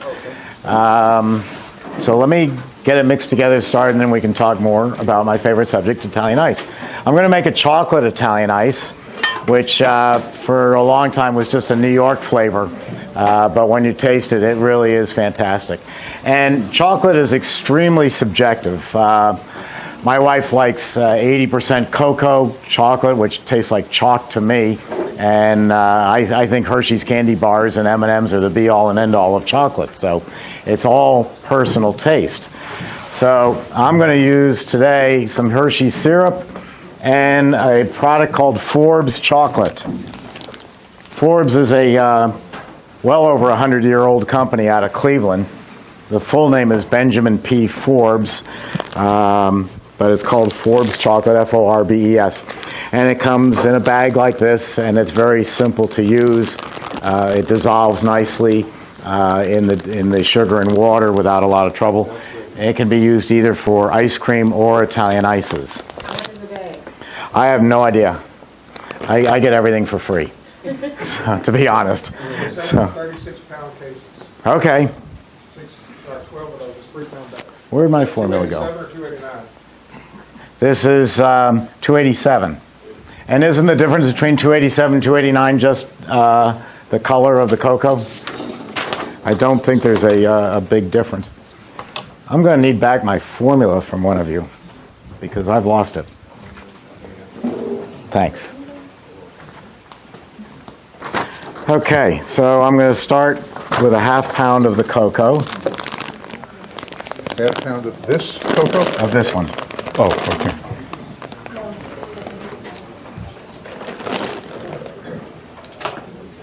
It's getting pretty crowded over here. Yeah. That's because there's only one of us cleaning up. Well, then I think the one of us needs to do a better job. You're right. Faster, anyway. Faster, quicker, faster. What do you need? Anything to put it in.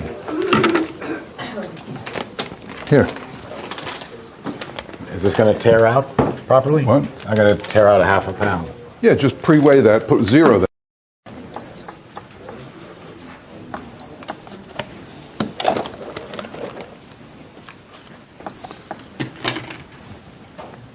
Okay. You good? Yeah. Do you have a knife or scissors? I do have a knife. Oh, good. This is the sanitized knife. I keep sanitizer in my pocket. Yes, I know you do. That's a nice one.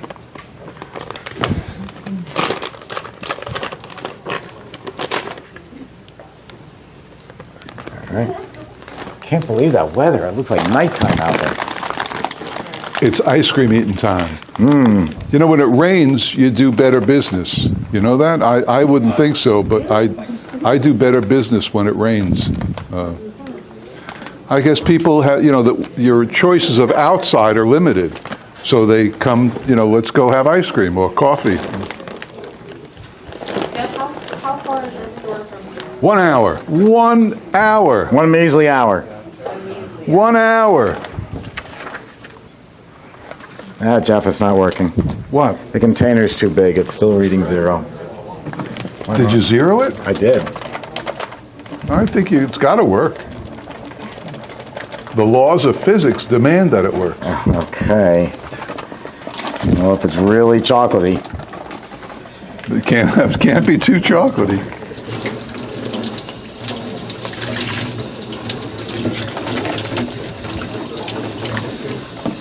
Just talk amongst yourselves. Oh, I'm sure you could talk to him. So after lunch, we'll make another variegate. And I thought, in the store we sell peanut butter fudge, but I thought it'd be fun to make peanut butter jelly, peanut butter and jelly, PB&J. So we'll make peanut butter ice cream, and we'll swirl it with grape jelly. So it'll be peanut butter and jelly. That should be good. I don't know. Why do you have In-N-Out hamburger on your phone? You don't like In-N-Out hamburgers? But why is it on your phone? Because he's a taco guy. Oh. I'll be trained to taco.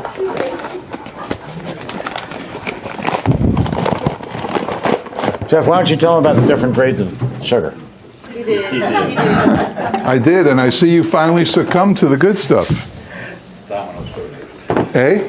A. Eh? There is a difference in the sugar, man, I got to tell you. The cheap sugar is just no good. It's a difference of like 9 cents a pound. It's silly not to buy the good sugar. No, nobody agrees with me. I agree. Yeah. It pours better. It stays better. It doesn't lump. It's what? The smaller granules or just those ones? Oh, yeah, smaller granules. I don't think so.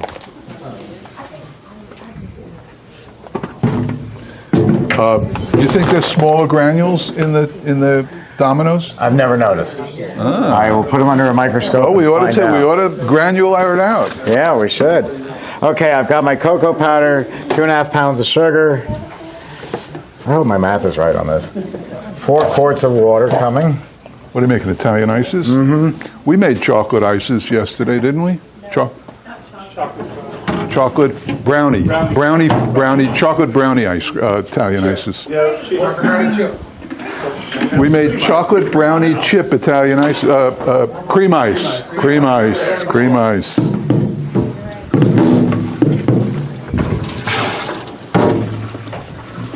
Now, why would you do that?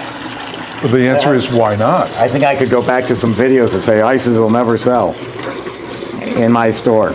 Well, I want to teach people how to do it all. All right. How to make everything. That's the important part. What? You did throw it down the sink when you were done with it. Tell them. Right after we made it, where to go? Right in the sink. Down the sink. Okay. Did you hear that? I did. Okay. They have the formula for this? Pure profit going down. They do. You need the Pure whisk? profit. Thank you. Now, one nice thing about Italian ice is with ice cream, after it's been in the cabinet for a few hours, the flavor blooms. It gets stronger. So don't judge your ice cream completely by what it tastes like when it's first made. Now, I disagree, of course, because when everything gets colder, it has less flavor.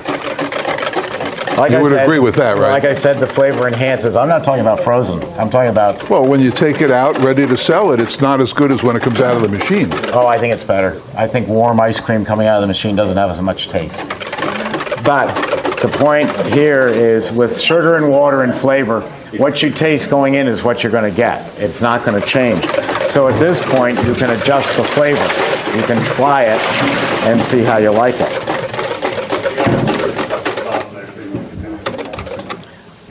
I'm not going to worry about that. I got to worry about world peace, and you want me to worry about drip? Come on. You got to set your priorities, man. All right. Let's just see how much product this is. Where'd you get these people? What? Oh, they called me. What? I said, where did you get all these people? All right, here we go. Sugar, water, and chocolate. Make sure the gate's closed.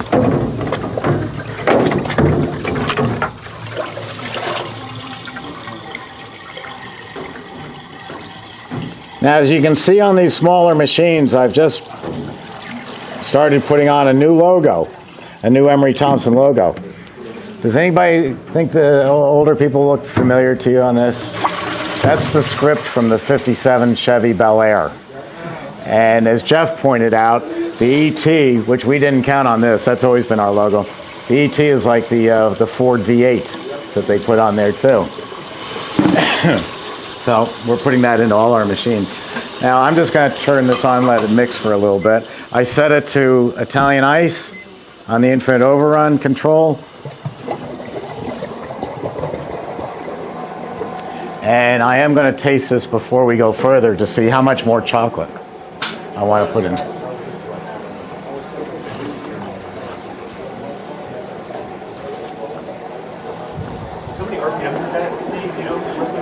Again, it doesn't matter because it's privy only to my machine, but it's 234. It's full speed. But you try to make this in another machine, and the speed won't make any difference at all. I mean, it won't. What my number doesn't translate. It's like, you can't go putting a Ford engine into an Acura. They're both, 300 horsepower, but they won't interchange. Okay, that's got a good flavor, but now I'm going to add more of the Hershey syrup. Did you have a can opener? I used the one in the kitchen. Is it still here? Yeah, it's still there. Oh, I'll get it. Okay. Well, I'll tell you what I'm going to do. I've got to start freezing this. So, Italian ice, start. Refrigeration on. And that's it. That's how easy that is. You can use all sorts of different exotic chocolates. Like I said, I really like Hershey's syrup. I think it's got a great taste. So I've got the fancy Forbes. Jeff uses Ghirardelli, which is incredibly good chocolate, and makes great products. So it's all subjective, what taste you like. And with all my machines, you can add things as it's running. You can add whole nuts, cookies, candies. It sounds like no big deal, but it is, because no other machine on the market can do that. My barrels are 6 times thicker than any other machine. The dashers are stronger, so unlike other companies who will void your warranty if you try to do that, we encourage it. You had a question? No. 45 years is the average lifespan of an Emery Thompson. There's somebody in the audience who has a 40-year-old Emery Thompson right there. I don't have a problem with what? The serpentine? What's the serpentine? Oh, no, not the way we attach them. Never have. I don't give away how I build the machines. But, the track record speaks for itself. There's a machine on eBay right now that's 72 years old. And nobody else can claim that. See, everyone else uses, it's getting a little technical, and I don't want to get too far down there, but the source of cold, the Freon gas, swings around through copper tubing on the outside of the barrel.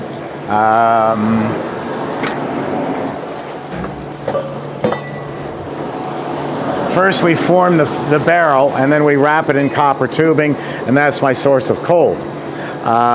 Everybody else, we use copper. Copper's inert. It's like gold. It'll last forever. It will not wear out. Aluminum is what they use. Because aluminum is 1/9 the cost. And the problem with aluminum is it's great in bridges. It makes a beautiful bridge. But when exposed to Freon gas, it rots in 8 years. So if you look on eBay right now, you'll find about 150 Cappigianis and other Italian machines. They're all made with aluminum tubing and a lot of Chinese parts. And when they hit the 8-year mark, they're worn out. That's why they're for sale. The owner did not go out of business. Their machine went out of business. Emery Thompsons don't do that. We build them for life, for a lifetime. We're unlike any other company in the world. I think the only comparable company to us is Bentley Motor Cars, and our machines last longer than a Bentley. 45 years is an average lifespan, or 6 times longer than anybody else's is a lot. Yes? The question was regular maintenance. I'll show you. Let me grab a dasher.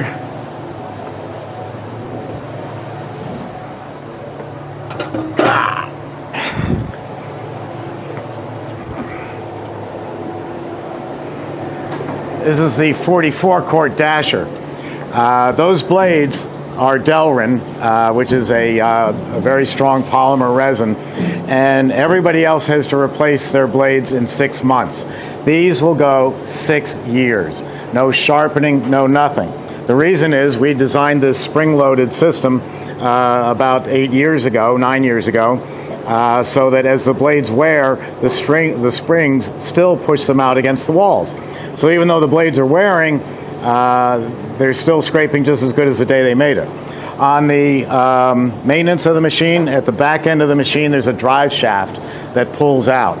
And it has 2 black O-rings on it that you replace every 1.5 to 2 years. They're about $9, maybe they're $12 an O-ring. So over a 2-year period, you're looking at $24 in maintenance, period. I don't know, just 2 O-rings. I don't know anything on earth that's that cheap to do. The front cover gasket doesn't wear out. There are no other wear items in the machine. Rolls-Royce used to say if they could weld the front hood of their car shut, they would, to keep the owner out. I wish I could weld up the panels so you can't get in it, because there's nothing to maintain. We have, as far as selling spare parts, we sell very few. We do have parts going back to 1940. A guy called up and needed scraper blades for a 1943-year-old machine. That was you? Probably. Yeah. And I think one of the, being a snarky New Yorker that I am, to one of my customers, he said he had a 43-year-old machine, and I said, well, the question isn't do we have the parts, it's whether you want it next day or second day, because we have them in stock. That's what we do. Thank you, by the way. You're welcome.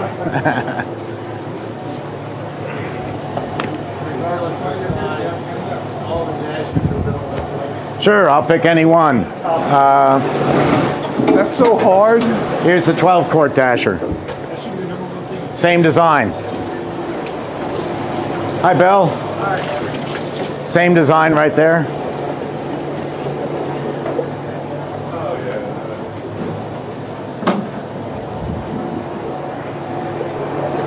Now, Italian ice is changing a lot.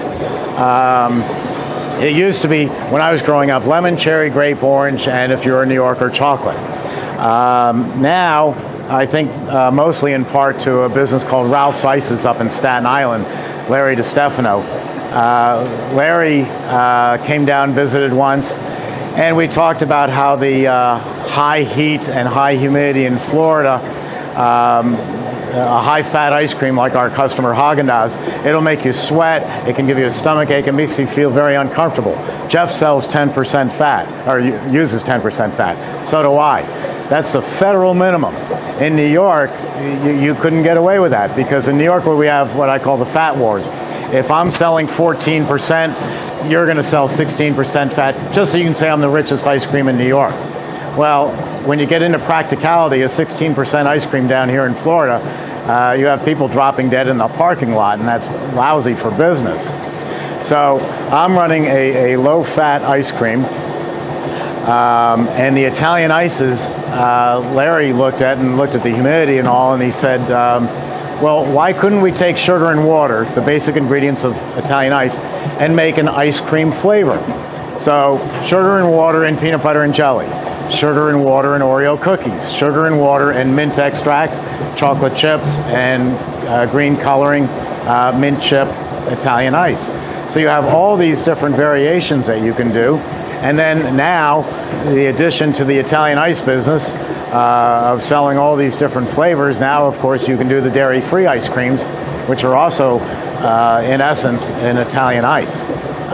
Just the addition of you're using coconut instead of water. So there's a huge range of products that you can make with this and can adapt. Now, if I take this Italian ice and serve it to you for $2 in a scoop, chocolate Italian ice, there you go. I can go to a fine French restaurant, put it in that dish and sell it for $6 or $7 and call it a chocolate sorbet, S-O-R-B-E-T, the French word for water ice, or the Italian sorbetto. It's the exact same product. It's just in a fancier presentation. No difference.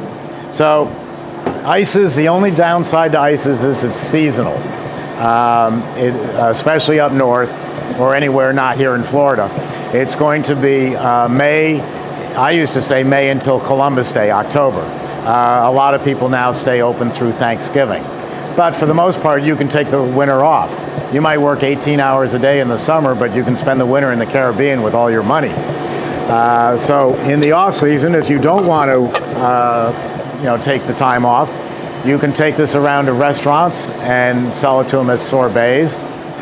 Interesting thing has happened in restaurants that you should know about. We always traditionally sold ice cream in these 2.5 or 3 gallon containers, this size. Well, I told you earlier this morning that the kitchens are shrinking in restaurants due to the rent. So now I've got a much, the kitchen used to be out here. Now the kitchen is back here. Everything shrinks, including the freezer space. So if I've got 2 flavors of homemade ice cream, I'm taking up this much room in the guy's freezer. If I use these gelato pan inserts, which are plastic and very inexpensive, in the same space, I can do 1, 2, 3, 4. I can do 4 different flavors for the chef in the space that 2 tubs makes. And so there's your selling point, is where Haagen-Dazs and Ben & Jerry are coming in and they're saying, we'll sell you tubs. You sell them, you can sell them in this. These come from a company called gelatosupply.com. And you can always call me and I'll tell you that again, gelatosupply.com. It's supposed to be just a liner for the stainless steel pan, but I think they're great. Here, you could sell them in this size, half of that, and now you've got, instead of 4 flavors, you've got 8 flavors. So it's a pretty interesting way to approach expanding your business. But the biggest way has been, when we left the Bronx, quite frankly, a lot of the Italian ice business in the Northeast has always been run by a few families, quote unquote families. And nobody wanted it to be known how ices were made. Well, I came down here, felt pretty safe, and I said the way I can help even more people is by teaching them how to make Italian ice. So you could never find an Italian ice formula. Now I've got, dozens of them at my website, emerythompson.com, for free. Jeff can tell you how to make ices.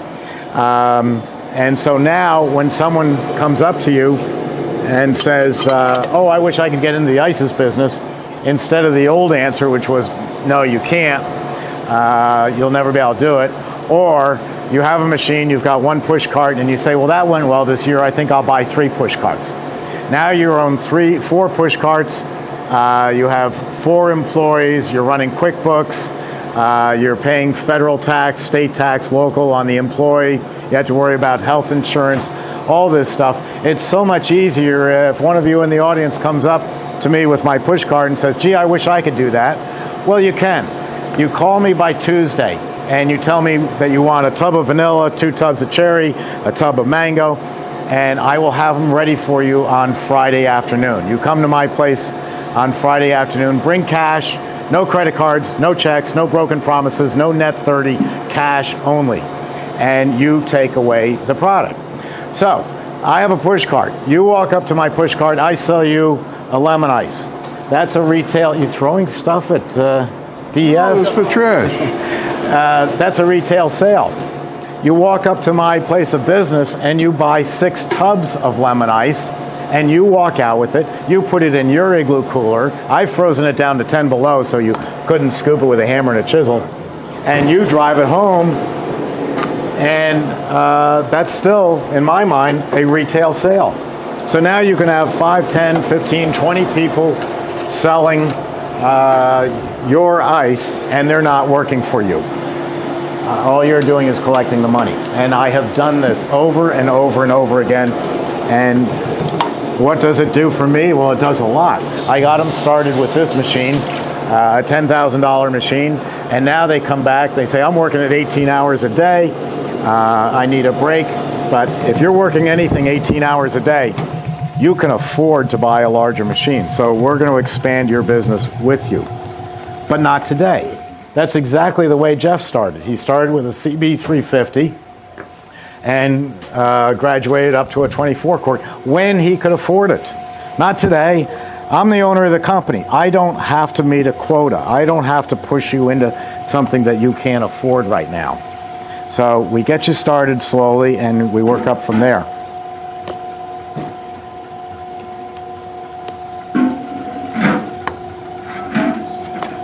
Look at that. Isn't that beautiful? Chocolate Beautiful. Italian ice. So come on up and try it. Before you do, I'll take a spoonful and see if it kills me.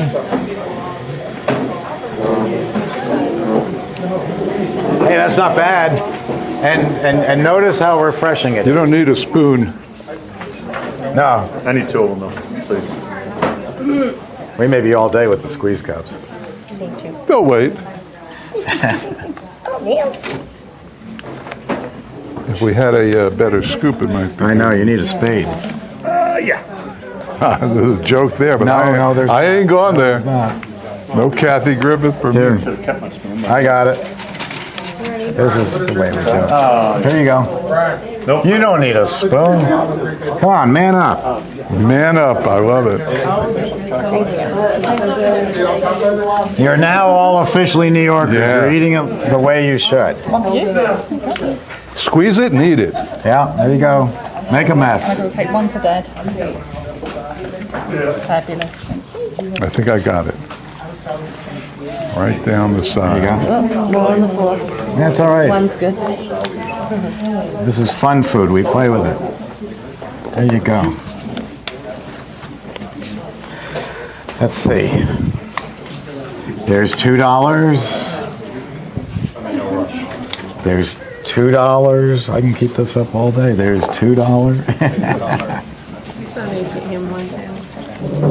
What is with these men? They can't walk up on their own? Gee. Honey, get me one. Yeah. There you go.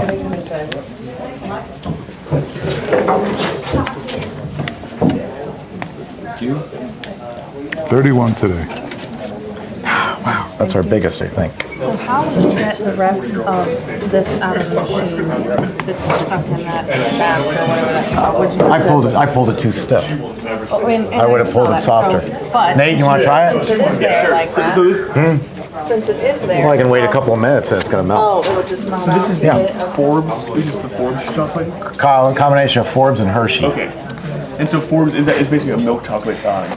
It's a chocolate powder company that's been in business 100 years. They make chocolate chips. But what is the? So it's a liquid though. It comes in the. Oh, it's powder. Comes in a bag okay. just like yours. Right over there. Okay, and it's literally just. What do you think? Good? Very good. Very good. And cheap. Cheap. Inexpensive. Cheap. Better than my wife's 40-year-old recipe. Wow. Thank you. I don't know if I can say that out loud. Now, there's one more thing about Italian ice, and I always get a little skittish being political, this political correctness business, but it's so important. If 4 of you walked into my office and I had to guess what's your favorite flavor of ice cream, I can't do it. I have no idea. But on Italian ice, if 4 people come in from different ethnic backgrounds, I can pretty much guess what flavor is going to be your favorite. Now, what does that do for me? That tells me that when I'm doing the Feast of San Gennaro, Italian, bring lemon ice. That's going to be the predominant flavor. If I'm doing the Puerto Rican Day Parade this Sunday, bring coconut flavor. If I'm selling up in Harlem, I'm going to bring black, in a black neighborhood, I'm going to bring cherry or grape or watermelon are going to be predominant. If I'm over in Riverdale, a Jewish community, it's going to be primarily chocolate. And if you're a Presbyterian like me, you form a committee to make the decision for you because we can't make decisions. But that knowledge, I know very few foods where you can say, okay, I have a festival up in Riverdale, New York today. It's mostly a Jewish community. I'm going to be heavy on the chocolate and then some lemon. And that's going to be what's mostly going to sell. So you're not bringing chocolate ice to the Puerto Rican Day Parade this Sunday up Fifth Avenue. It isn't going to sell. So that's a big advantage, because if you knew in advance what you could sell, I mean, imagine how much easier business would be. So it's kind of fun. I attract dirt. I'm like Pigpen out of the Peanuts cartoons. But it hasn't gotten on me so far. Any questions? First video for everything. No questions? Come on. We know at lunchtime you're all going to be rushing up going, hey, what about this? How about that? Right, Jeff? Now, there's an intermediary between Italian ices and ice cream. A friend of mine, very successful business, it's called cream ice. Cream ice is sherbet, and it's simply that Italian ice with 1 part dairy, ice cream mix in it, dairy. And terrific in between. It's better than, well, I won't say what it's better than, but it's different, and it certainly has attributes to it, and it's the same profit virtually as Italian ices. But and you can actually, the only downside to cream ice is the learning curve. Sit down. Is the learning curve for the public. Nobody knows what cream ice is. My very successful friend in South Florida opened up a cream ice business, 150 flavors. I mean, exotics out the wazoo. But he didn't call it a cream ice. The name of the place is Cecily's Gourmet Italian Ices. So he called it an Italian ice, but he called it Gourmet Italian Ice, and he sells cream ice. And cream ice is a terrific product. That's what we actually made yesterday, raspberry cream ice, right? Yeah. That was the cream ice. Chocolate brownie chip cream ice. The Italian ice. Chocolate brownie chip cream ice. So it was this. Raspberry was straight Italian ice. Straight Italian ice. Cream ice would be this. What we made yesterday is this recipe, only we added brownies into it and a little dairy. And then it became cream ice. When you say added a little dairy, you took away some of the... Well, there's a different formula. The formulas are normally 3-2-1, right, Steve, for Italian ice? I'm not sure. What do you mean?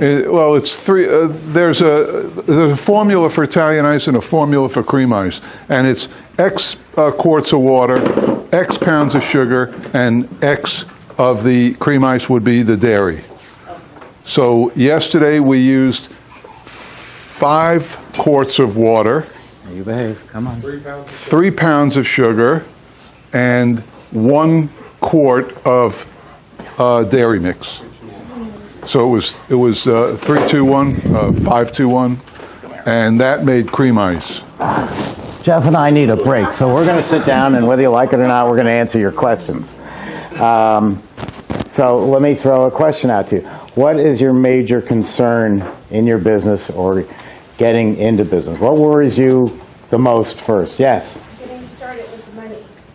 Yeah. Easy. Okay, there's one thing about money that you need to understand, and that is nobody is going to loan you or give you net 30 or net 15 when you first start out.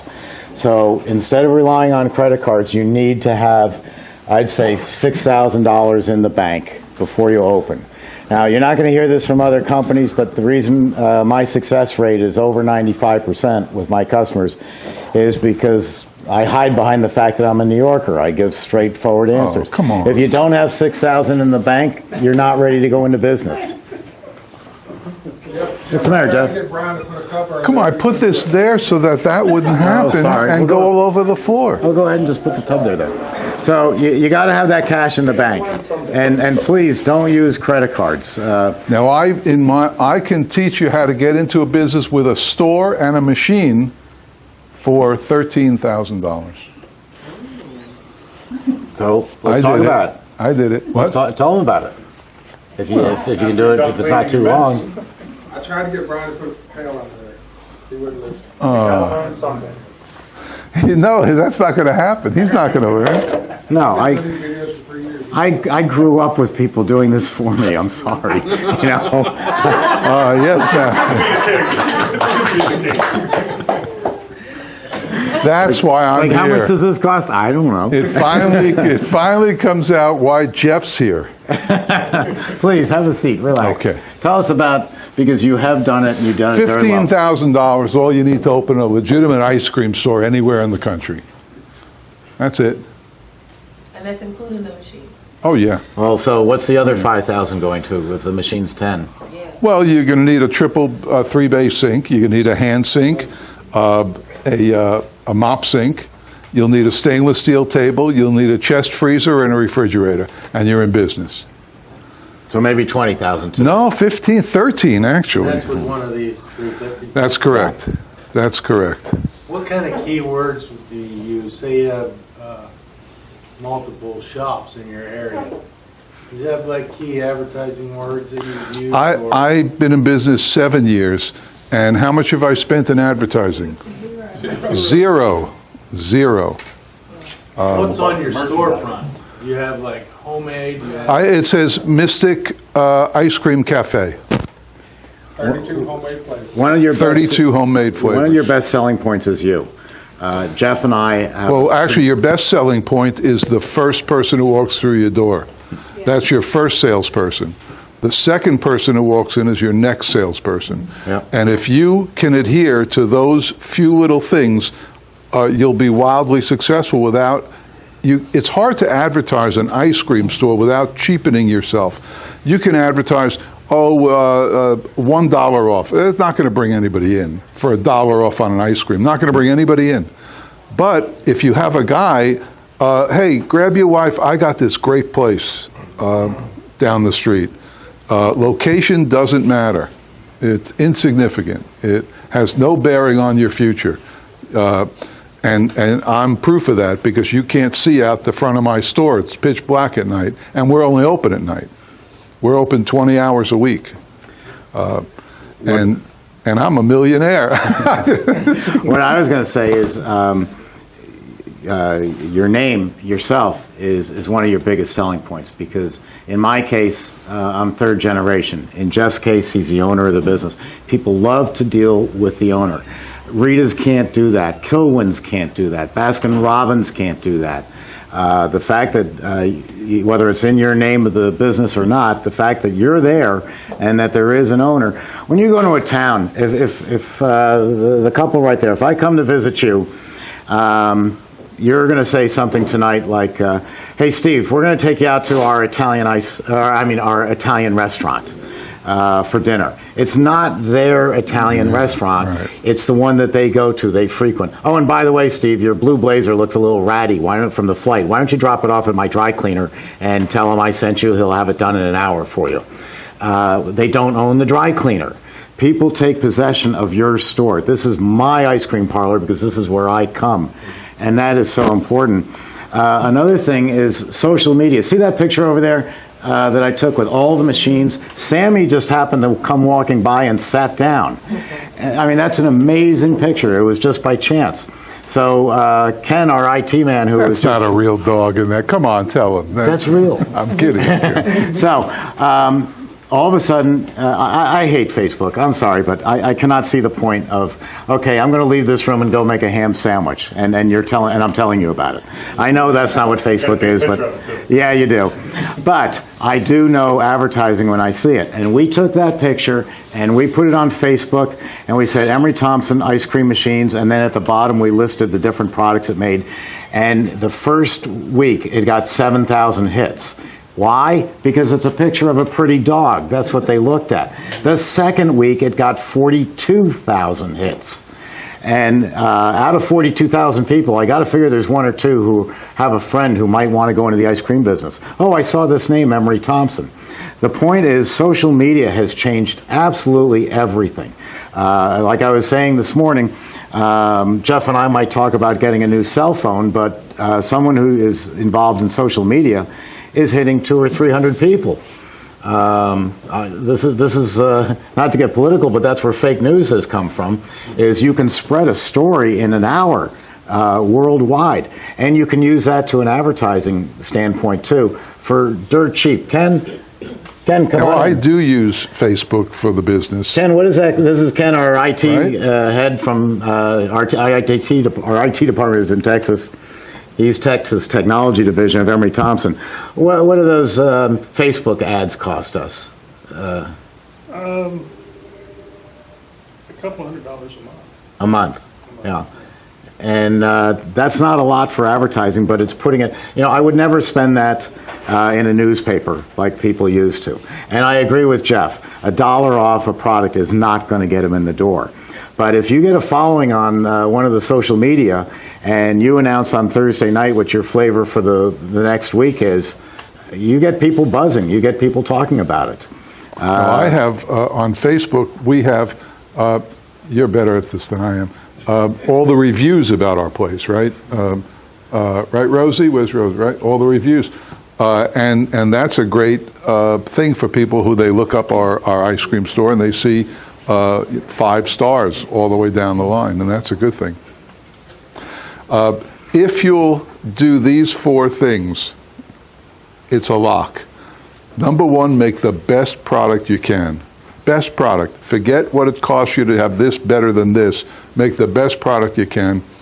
Charge a fair price. Fair for you, fair for the customer. Treat everybody as like though they're your best friend. And the last thing to be successful, no plan B. As soon as you come up with a plan B, you're saying, well, if I fail. So those are the 4 things that I teach. And it's a guarantee. I mean, you make the best product you can, charge a fair price, treat everybody great, and no back down. No what ifs. But you mentioned Rita's a lot, and they put ice cream in their ice. I don't know what that is. They call it a gelati, and I'll tell you what, it's called a gelati, Geloti, nothing to do with gelato. And all that is a made-up name for a product that Jeff and I had growing up that was called a parfait. It's a fluted glass. I have some around here. Here it is. Here, just exactly what it is.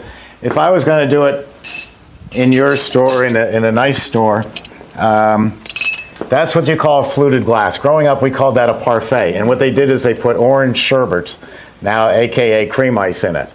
Orange sherbet and then ice cream, and then orange sherbet and then ice cream, or Italian ice cream, Italian ice cream. That's a gelati, and we're over there. And that's a delicious product, and it's a fun thing to sell. You can get these in plastic if you want to. There's a lot of ways to do it. But what they do at Rita's and other people, Jeremiah's over in Orlando, I put in a business. He has a lot of my machines. They are buying a soft ice cream machine. Now, if you've never owned a soft ice cream machine, you're a lucky person, because a brand new soft ice cream machine made in America, Stolting, Electrofreeze, Taylor. There's a new company in Orlando that's wonderful. I think it's called Ariel. I'm close to the name. Arel, yeah, wonderful stuff. Good people. Those machines, by their nature, are going to break 4 times a year when they're brand new. It's not because the manufacturer doesn't make it right, it's because they're complicated. And you're asking a teenager to run it. And the teenager leaves for the summer, and you tell them, train the next teenager. Well, they train them 80%. And then the next one. By the time you get to Christmas, nobody has to run how to run the machine. And they're doing it just for the soft serve. You don't need to. If I had 2 cabinets right here, one with Italian ice and one with ice cream that I made this morning, vanilla ice cream, Oreo cookie ice cream, anything I want, scoop of ice cream, scoop of ice, scoop of ice cream, scoop of ice. What are they doing? Scoop of soft serve, scoop of ice, scoop of soft serve, scoop of ice. I just saved you $28,000 on a machine that's a nightmare. And the bad part about them, I haven't gotten to the worst part, they take an hour to clean. And you got to clean them probably a couple of times a week. They got so many little parts. If you close at 11 o'clock at night, do you want to stay till 12 cleaning your soft serve machine? What a mess. So with your batch freezer that makes ice cream, you just saw it, you can do the same parfait, gelati, call it whatever you like. You could even have just a little machine. But it's a good product. It sells well. Well, you say it's a good product. You mean it's a good dessert? It's a good dessert. You think so? Yeah, it's a parfait is fun. Oh, that I'm talking about soft serve. No, it's horrible. Okay. Soft serve. We built soft serve machines for a few That's years garbage. for only one client, the United States Navy, and I still can't figure out how my father pulled this off. We were on all the nuclear subs. You know, I thought they were supposed to run quiet. These things are not quiet. But they were what was called gravity fed, which means just like the batch freezer, the air was naturally incorporated. Then came along pumps, and the salesman would say, "Hey, you got this product. We can double its volume of using this cheap 4% soft ice cream mix, and your profits will go through the roof. Instead of making 40 cents on it, you're going to make 90 cents on it." And that was true, except people stopped coming to buy it because it was so crummy. So the world of soft serve, I'm glad I'm not in it. It's a tough market. Who else has a concern about their store opening up? Sir, you had a question in the back here. No, what I was going to say, when you talk about the parfait, I know Dairy Queen used to make it with pineapple, strawberry, and fudge on the parfaits. Yeah, it almost sounds like a sundae in a different dish. Yes? Talking about the hand washing sinks and all that stuff, health department type stuff. How does the health department look at ice cream like beforehand? I mean, you're using a dairy product. Are they concerned about that? And also, if you're serving hand dipping out of a cart, do you still have to have a hand washing sink when you're somewhere other than your store? I'll turn the sanitation question over to Jeff because he's doing it every single day. Some states, a lot of states, do require some kind of running water. And there are carts that have that available. It gets pretty pricey, but yes, it's available. But Jeff, overall sanitation, how does the health department treat you? Well, our store just changed. We were, for 6.5 years, we were classified as like a small business. I don't know, we were in the bottom of the sanitation guidelines. Then all of a sudden the guy came in about 2 months ago, a clipboard walked in, and he said, you've been changed. You're now the same as Olive Garden and the Four Seasons, and he said, you're a regular big place now. And the reason was my seating. I seat 150 people. And wow. And because we used to lie about it. Is this going out on the air or anything? It's going into videos, yes. So go ahead. We used to. We'll put a mask over you. We used to claim 15 seats, and that apparently is fine for being here. But we kept growing, and we kept expanding our store, and now we seat 148. So anyway, he came in, and everything changed. Whereas the other guys used to come in and check the temperature of my freezers basically and leave. Now he did quite a thorough examination, and I had to then go take a food manager's course. I always had to take a food handler's course, but now I had to take the food manager's course, which is way different. And whoa, that's a class. It's very difficult class. You must prepare for it. But it's stuff that doesn't really pertain to us. The lumens and the lights and the oil in your fat fryer, and the temperature of hamburger when it leaves your refrigerator as opposed to when it's sitting in there, how you cover it, all the stuff. Very little applies to us, but you got to do it anyway. So I had to take a food manager course. And then when he came to recertify me, he checked the temperature in my freezers. He checked the temperature in my refrigerator. He actually checked the temperature of milk that I have in the refrigerator that we use in our cappuccino machine. He actually went in there and checked the temperature of that. He made me date my containers. I never did that before because they're in and out so fast.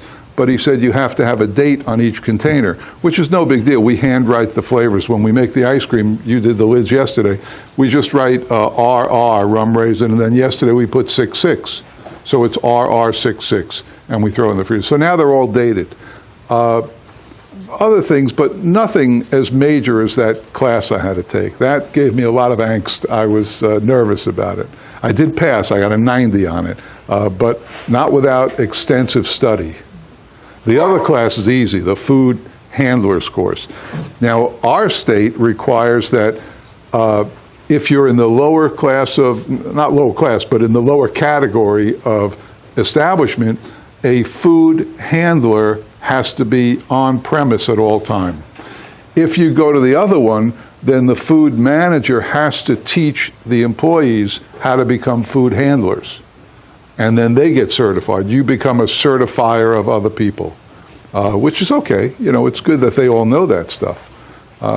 So that's it as far as sanitation. He checked our dumpster, he checked our trash cans, he checked anything you'd expect. Of course, they look all around for bugs, you know, infestation, as they call it. And he said the one word that I was very proud of when he left, he said, your place is spotless, which is great. And that's my biggest concern, is spotless. You can make crummy ice cream, you can make great ice cream, but if there's one on the floor, that's it, you know, you're done. So did that answer your question? I don't know if it did or not. I forget what your question was. Somewhat. I mean, we used to do something different than ice cream, and the health department used to be one of my biggest problems. Food truck type industry. I mean, it's just, they seem to have rules, and I was just curious on where ice cream falls in that. Of course, it's not heat and serve, you're not cooking raw food, so, but you are handling ready-to-eat food, which is one of their big things. If you're handling ready-to-eat food, that's, yeah, they seem to be, you know, very, at least where I'm from, they're very intense. Right, but we're never touching the food. He just did the glove thing. No, Yeah. the gloves does not. It does not help. Throw away It gloves. actually says in the book, gloves is not a substitute for having a hand washing sink and using your. Right, we're not required to have gloves. We never touch food. They don't want. In this business, we never touch the food. Yeah. But he did, you know, tell us about the drains. Now, some people claim they need a grease trap, but technically you don't need a grease trap. And I would go to the city, wherever you are, and I would fight that, because you don't have grease. We don't cook anything. What I do is, after all day, and you know this, I run hot water in the sink. Just let it run. Water is so inexpensive, and it cleans everything. It keeps my drains cleaned. There we go again. And it keeps everything working good. I don't know how else to answer that. Nate, you were going to say something about that? Well, I just had a follow-up question. Are there any ingredients you won't use that you won't add? Hamburger. I don't make hamburger. But you will use fresh fruit. You will use, you know, you're using cocoa powder. I was just wondering if there's anything. I know that certain health departments are maybe more strict. Actually, I don't use fresh fruit. Okay, so you use frozen fruit? Yeah. Okay. Yeah. The reason I don't use fresh fruit is simply inconsistency in the fruit. Sure. You know, you buy bananas one day. Well, bananas I will use, because you can hand pick as many as you need. But cherries, I won't use fresh cherries, because they might be sweet today, they might be tart tomorrow. So would you use fresh bananas, or no? You use frozen? Yeah, I use fresh bananas. Okay. Sure. And you need consistency in your business. You can't have people saying, "Oh, the mint chip was terrific in July, but you know, now it's December and it's not the same."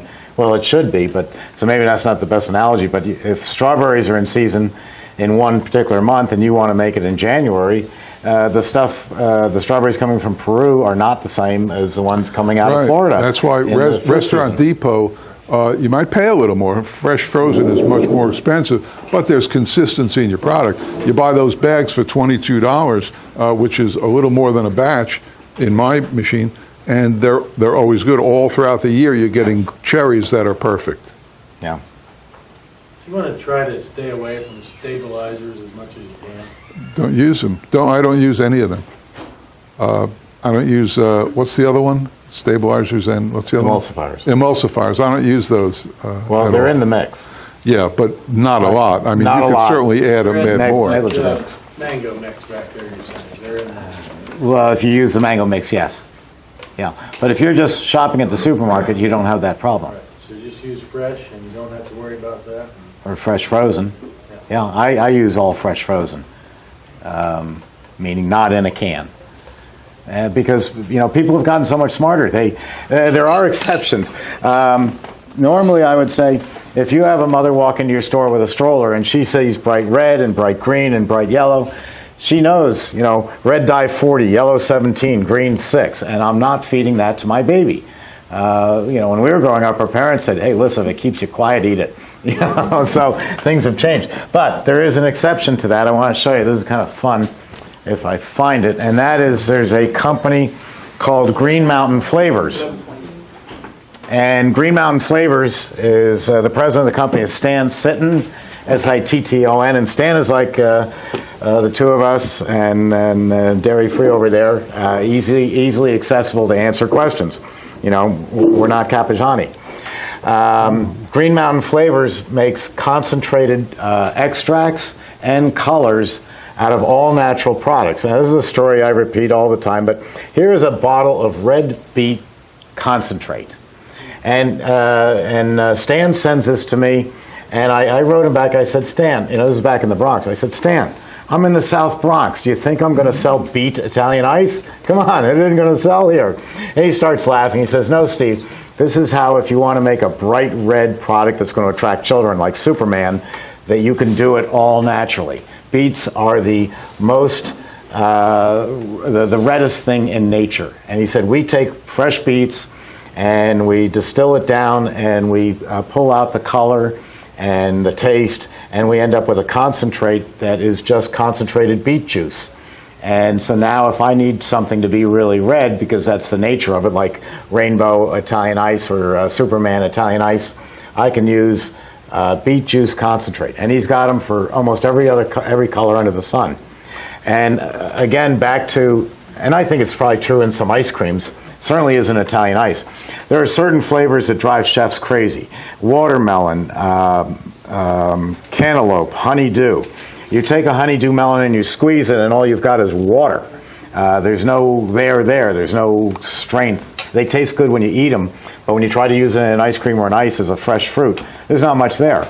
So, especially in Italian ice, you can buy, say, a mango concentrate from Green Mountain, and it's going to be all natural, and you can still use the fresh mango, or the fresh cantaloupe or the fresh watermelon, but you're bolstering the flavor with an extract. Some flavors need a little extra kick when you make them. You can't possibly put enough flavor in.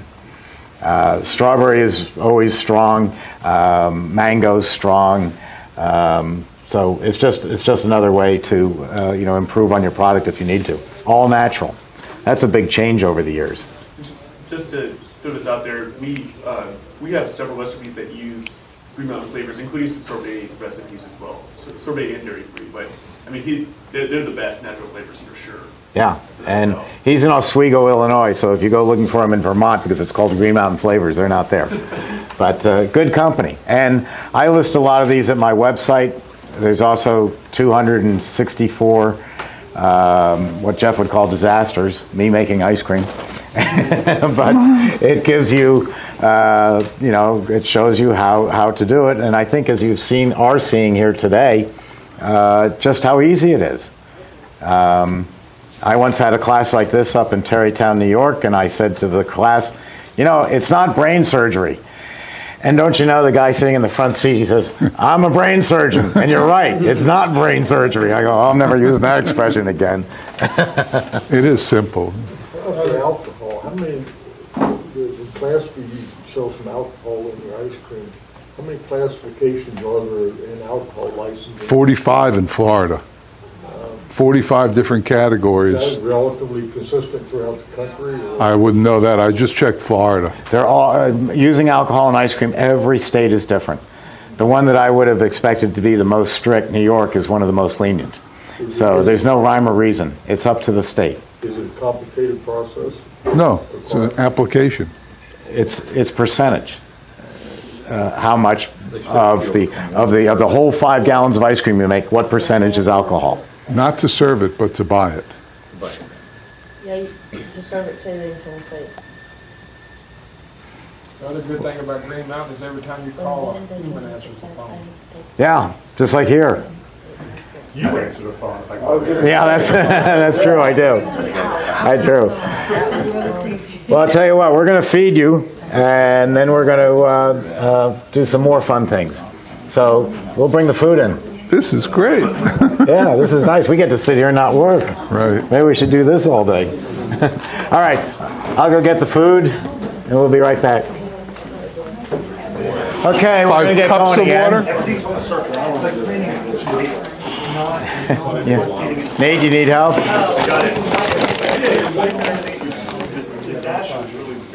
All right, are you ready?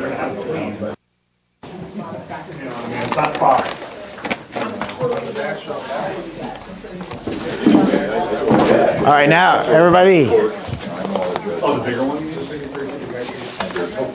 Are we ready? We're going to run the CB100, the new Emery Thompson batch freezer that makes a quart and a half. And we're going to produce a product that's called, we're going to make a product called Lemon Sky. This is a recipe. How much water? Let me give you that. It's a recipe that's adapted from Ample Hills Creamery. If you don't know Ample Hills Creamery, they're in Brooklyn, New York. And it's just an amazing business. They make some of the best ice cream in the country. The owner of Ample Hills told me years ago that he was going to make his own dairy product, and he was going to do absolutely everything from scratch. And I said, you can't do it. You're in Brooklyn, New York. You can't get a truck delivery, let alone be making your own dairy product. And I'll tell you, I was 100% wrong. He did the impossible. And he does make some of the greatest ice creams in the world at Ample Hills. This is an adaptation from his book about Ample Hills Creamery. And so this one is called Lemon Sky. It's going to be water, sugar, juice, lemon juice, agave syrup, a little bit of ground ginger, and limoncello liqueur. So we'll give it a try. We'll see how it goes. I've not made it before. And again, with the CB100, I just pick out a cylinder. I've got my dasher. That goes in like that. Just drop this in, and we'll be ready to go. Where's your lemon juice? My lemon juice is right here. So Jeff is helping me mix everything up. 2.5 cups, hang on. Well, we're up to 2 quarts of product. What? What? We're up to 2 quarts of product in there. Well, that's what I'm doing. What you have written down there. Yeah. Okay. CB100. Well, I'll just not pour it all in. I'm going to use all these. I'm going to use all these. I've already done it. Why'd you put it down that you need 2.5 cups? Ooh, still frozen. Because that would be what the formula would be. But Still frozen? a little bit. And that's from a couple days ago. I guess we didn't prepare it. Didn't want it to sit out. Okay. We'll put them under water and I'll add it as it's freezing. And let's see, the ginger I have right here. How much? The ginger we're going to add 2 teaspoons. So that's ground ginger that's going in.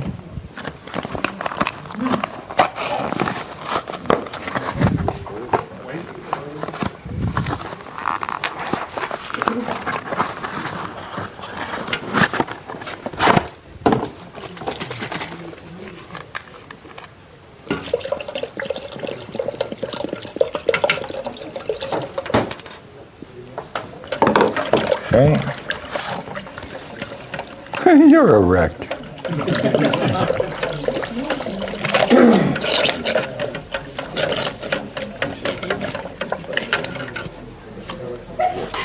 Bless you. Now, would you use real lemon or sun-kissed lemon? What would you recommend? Always lemon juice is the best. Fresh lemon juice. If you're doing an Italian ice, that's always the way. But this was convenient. A real lemon. Oh, the real lemon? No, never use that. In the green bottles, it's got a terrible aftertaste. It's just horrible. I'm sorry, what has the aftertaste? It's a product called Real, R-E-A-L, Real lemon juice, and it comes in a green bottle. It's not refrigerated, and it's horrible. I mean, am I too opinionated? No, it's awful. No, I'm just laughing. I did that on purpose. It's terrible. Go at it. And he actually wore it down. Oh, that's a good idea, Jeff. Steve, how much is it? $3,950. Is that what the 100 is? That's what the 100 is. And then this is $64.50, $99.50, $23.9. And the 24 quart? 24 quart is $25.9. 2,000 more. Here's one more for you. And the limoncello. That's right. Like a little bit more than a A little bit. We'll see if it freezes. I made my late night math. Looks like it was a little wrong. So let's see.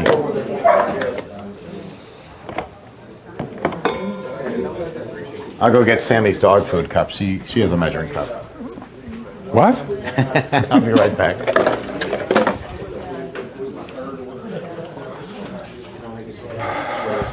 Are you not comfortable with that recipe?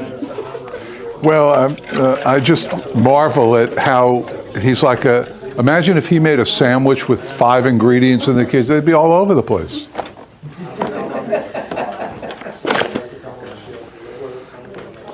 You didn't fall for it, Jeff. I was trying to get Oh, I know. I got it. I got it. Okay. All right, Jeff, so I'll take it from here. Why don't you go ahead and talk about the vanilla? Okay. Just let me. Where's the top to this? Where's the top to this? Where's the top to that? Right here.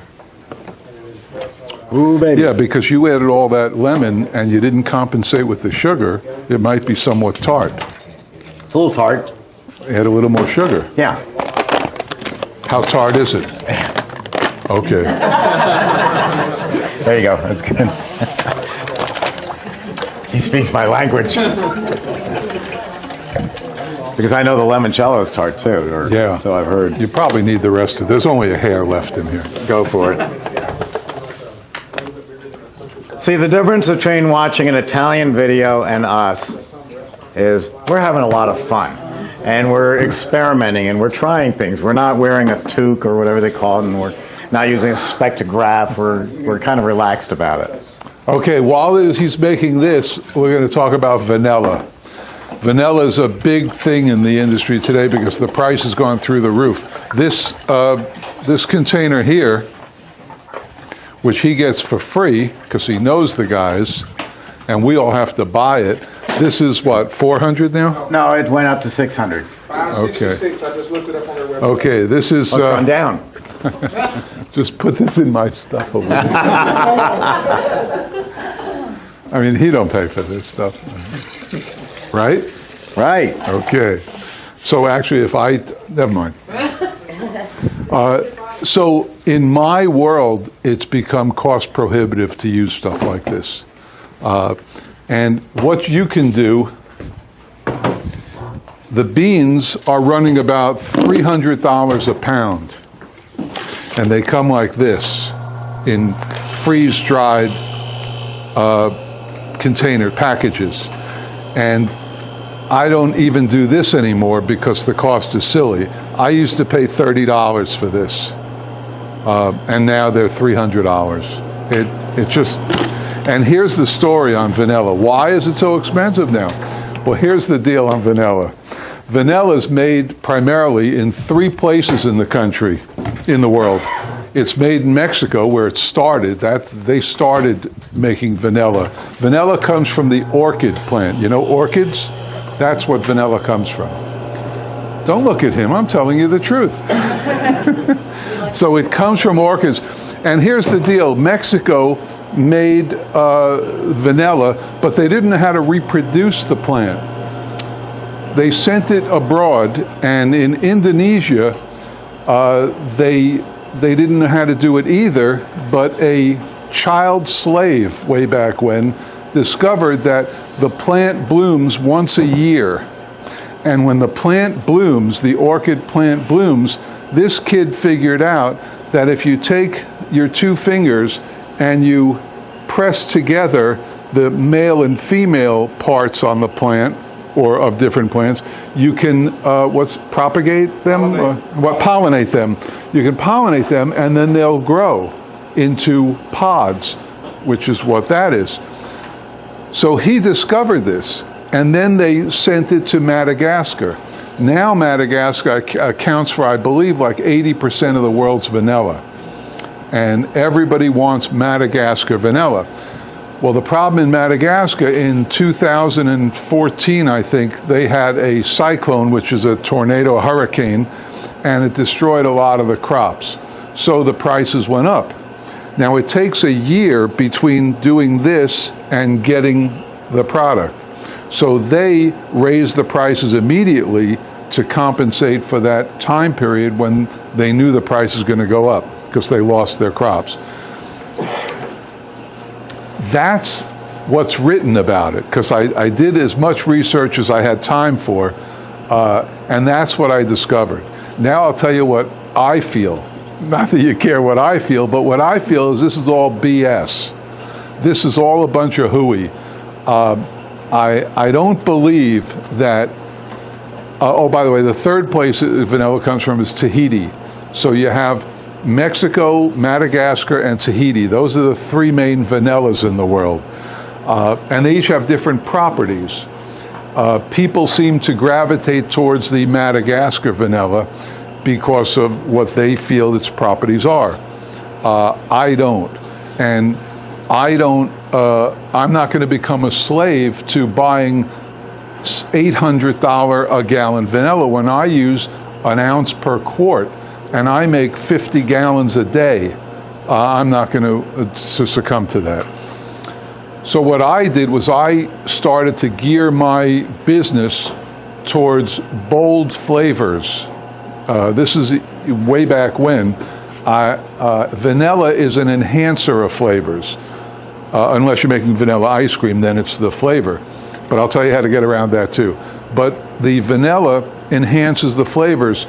So I thought, well, let's just make bolder flavors, products, ice creams with more flavor, so the vanilla becomes not as important in the process. And as you saw the last few days, sometimes we added it, sometimes we didn't. You know, you don't have to add it on every one. If the flavor's big and sockum and bold, maybe you don't need as much vanilla. What I do at the store, I take the beans. Of course, I'm not buying them anymore, but there's a way around this too. These are whole gourmet grade A beans grown in Madagascar. What I used to do is because they were cheap, they were relatively inexpensive, I used to take the beans, slit them down the middle, scrape them with a knife, and put the scrapings into my ice cream, and that would give me the dots. You know, we all want those dots in the vanilla ice creams, and that would give me that, plus a lot of flavor. Then the prices started going up and up. So then what I did was same thing. I took the bean, scored it, scraped it, added that, but I didn't throw the husks away. I took the husks and I would put them in a 1.75 bottle of vodka.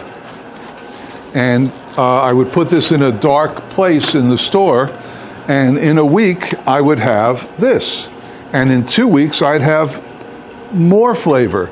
And in a month, my God.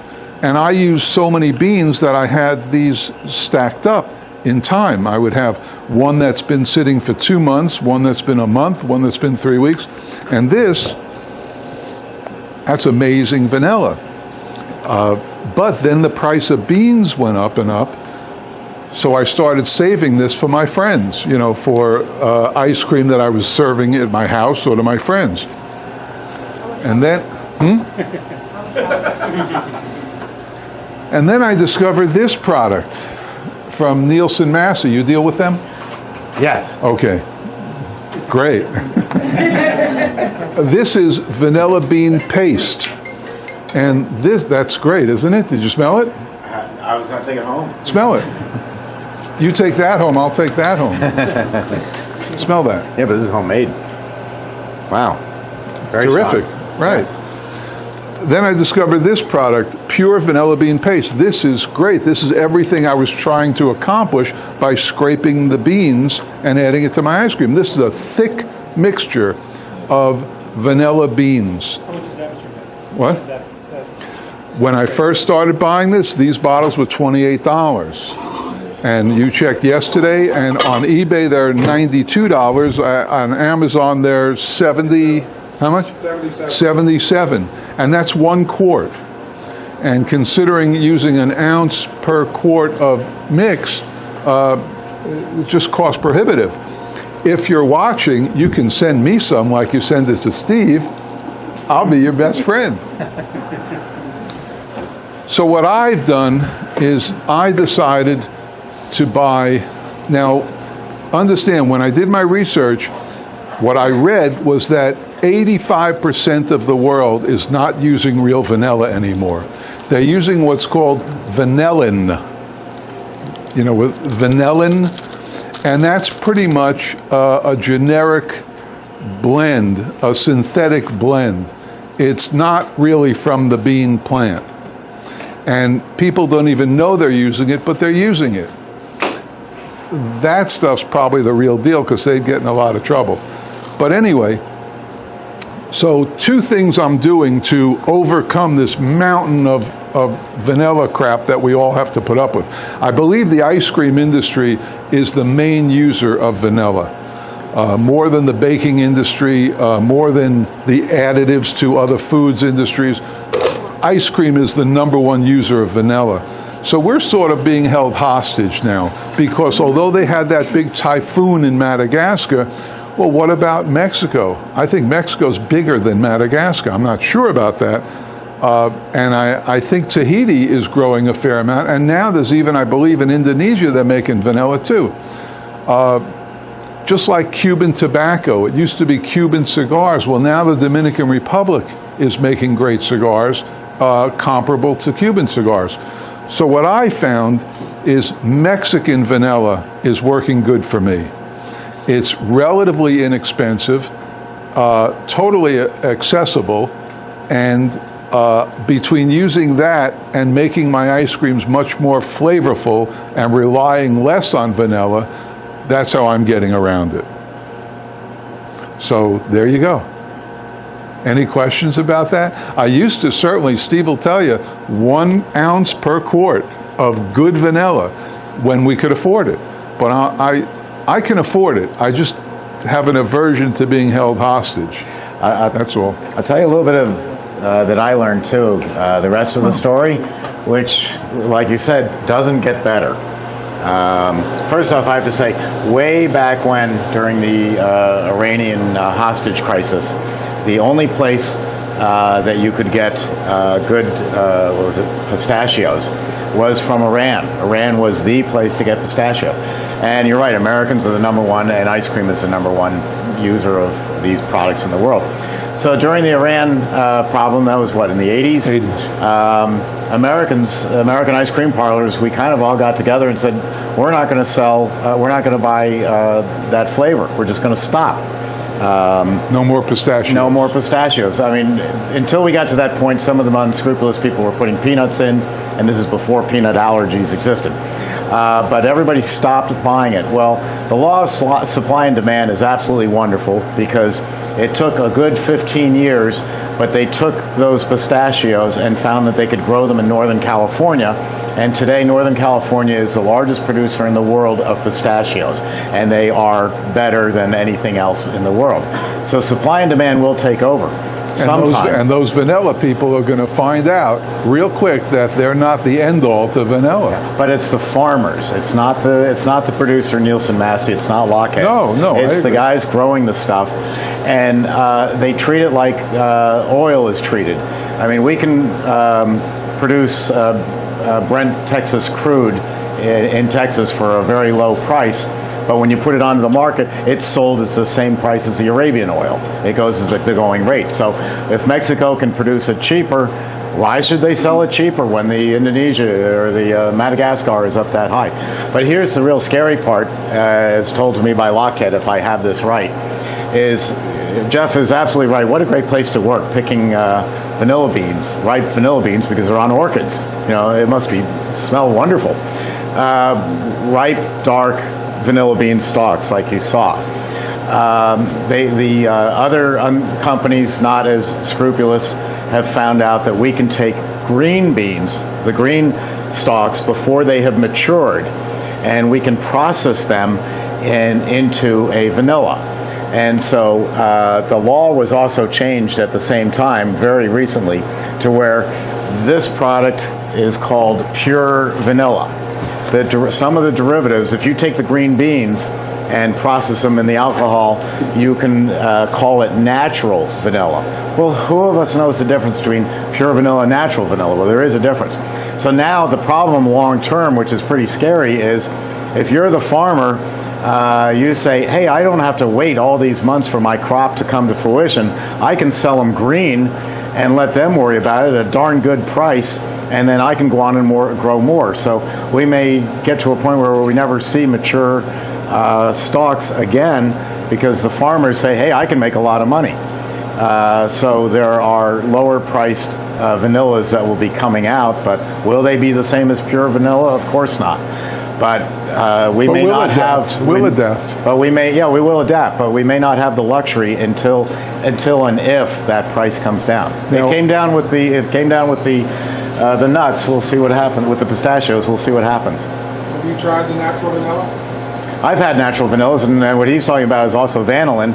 And quite frankly, I personally like vanillin. It's got a nice, strong flavor. Smoother too. I ordered Lockheed's natural, and I used it in one batch, and I've never used the rest of it.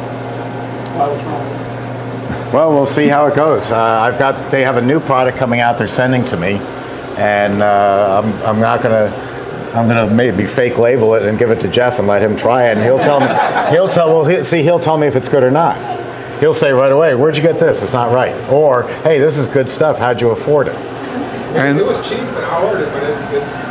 Now, also, in doing my homework, I found on the internet this has to sit and cure. This is just white vodka, cheap vodka, and now you see it's really rich and brown. That's from the beans, sucking all that stuff out of the beans. Somebody on the internet discovered that you can do this like that with a pressure cooker. And they give the whole formula. Just go on Google.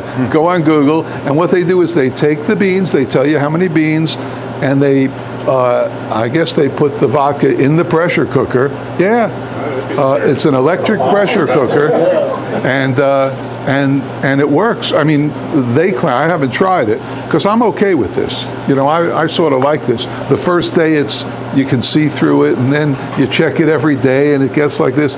I'll pass this around if you want to smell it. This smells fantastic, and this is great stuff. Just make sure it comes back. Let's. And by the way, my formula for how many beans to use, whatever you got. Let's send around this too, so they can have a comparison. Yeah. Now that is the pure. Pure. No, that's twofold. That's $800. That's the $600 stuff. That's the big one. Yeah, damn right. I'm going to take a sip of it. That's so cute. How does the vanillin, how does that compare in price? Vanillin is actually a derivative of the vanilla bean, but it's mixed with other things, so it's a combination of synthetic and natural vanilla. And we've been through this before. Yeah, we've been through this before. Vanilla went through the roof another time, either the 80s or the 90s. Just like coffee. How many people here remember when Columbia Beans went absolutely insane, and the biggest company back then was chock full of nuts, not Starbucks, chock full of nuts in the can, the Heavenly Coffee. And they started selling it with chicory in it, which is like, taking grass clippings and drying them and throwing them in there. And it's famous. Chicory coffee is famous in Louisiana. And that's what we dealt with coffee for a couple of years, until all of a sudden the Colombian coffee growers cried uncle because we weren't buying their product. Do the people from Lockheed, like Josephine, do they watch these? Probably. Oh, then You're never going to get anything free. no, I'm never gonna. They are sending me $100 a gallon vanilla to try. Well, I'm looking forward what to it. I We'll use, see. the price of the vanilla that I use when I'm not making it myself is $6 a liter. Enough said. That's the vanilla example. That's for what's labeled, listen, it's from Mexico and it's labeled pure vanilla. But we know that. But it's $6 a liter and the stuff's great. Okay, look here. The Blockhead pure vanilla is $300 a gallon. The double is $5.66. Mm-hmm.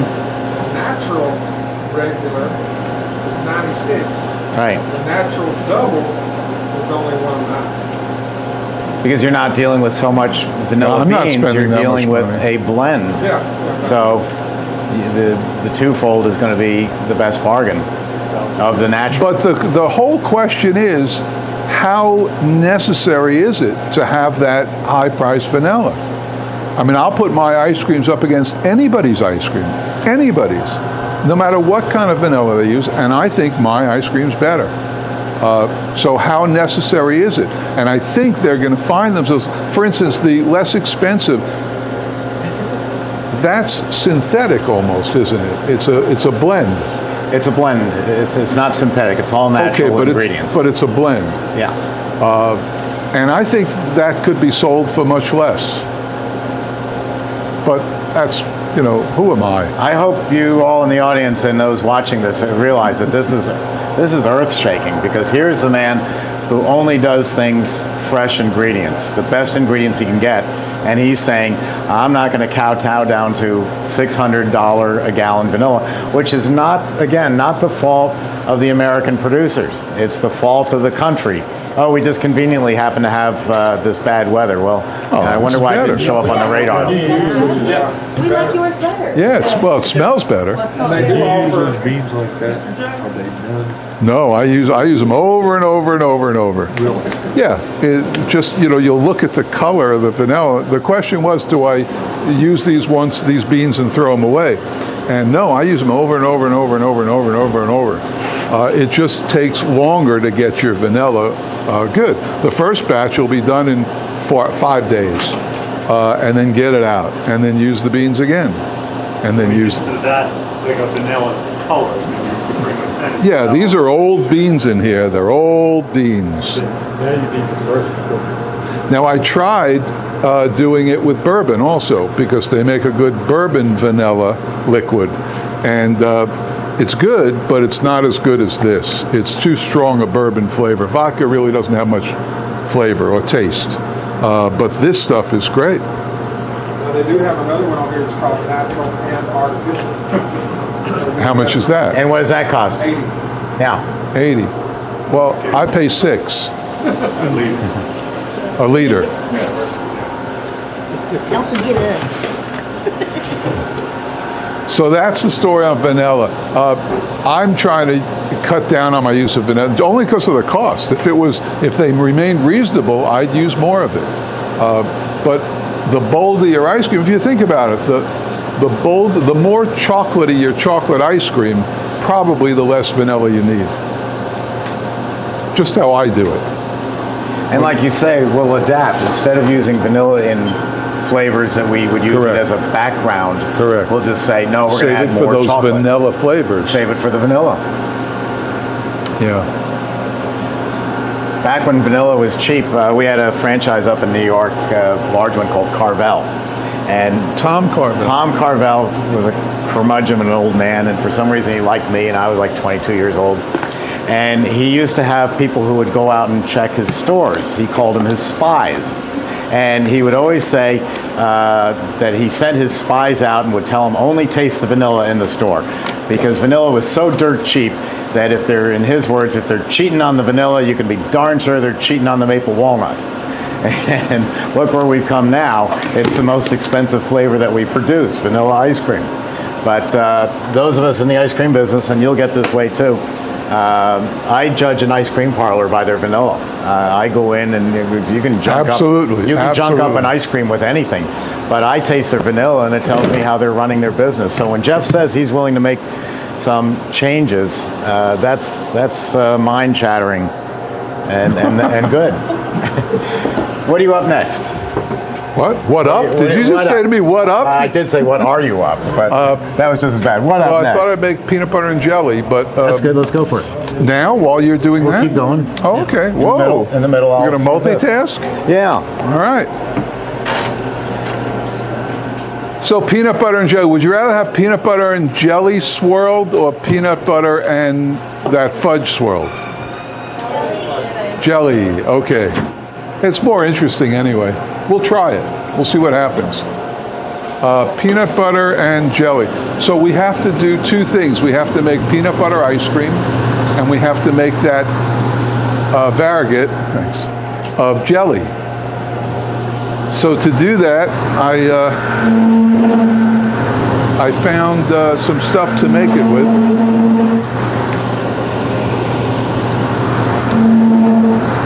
I'm trying to work here. Ace Moving Company. Sorry. Okay. So I found. Remember we talked about this, the juice, the frozen concentrated grape juice, right? So I bought this, let it thaw out. This is frozen concentrated grape juice. And I haven't done this before, so we'll try it.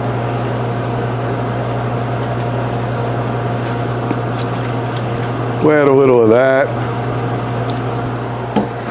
And we'll add some, what do we got? Grape jam. Grape jam.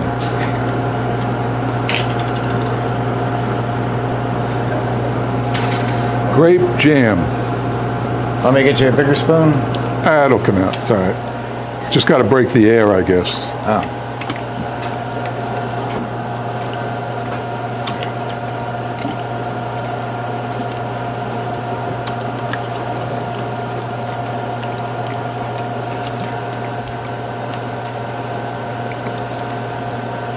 The problem is going to be, the challenge is going to be when we want to thicken this up.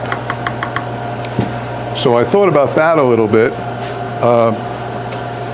If we whisk this together, it's going to be too thin. Remember how we needed the chocolate to be thicker so that we can fold it in? This is still soupy. So I thought we'll add a can of this. Who cares? Who cares? You're going to eat it.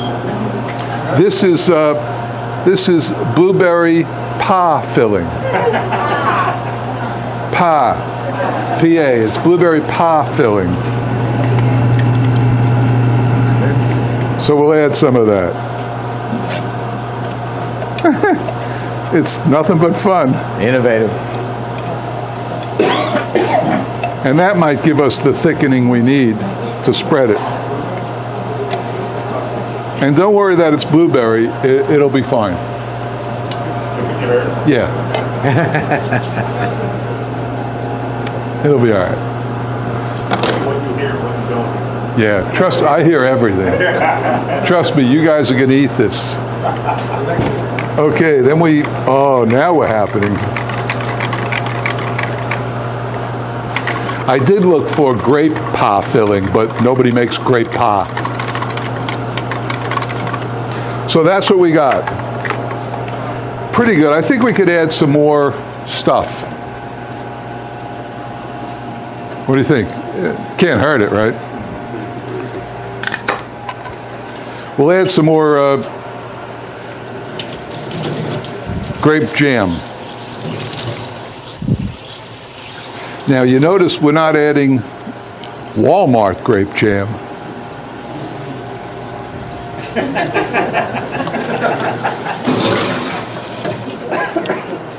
It's the best grape jam money can buy. I did look for Smucker's preserves, but they didn't have any. Short notice, I didn't have a lot of time to prepare. I don't think you usually do grapes as preserves. No, I don't think. It's hard to find grape anything except jelly and jam. Strawberry and mango and stuff like that, you get dessert. Okay, we are there. Huh.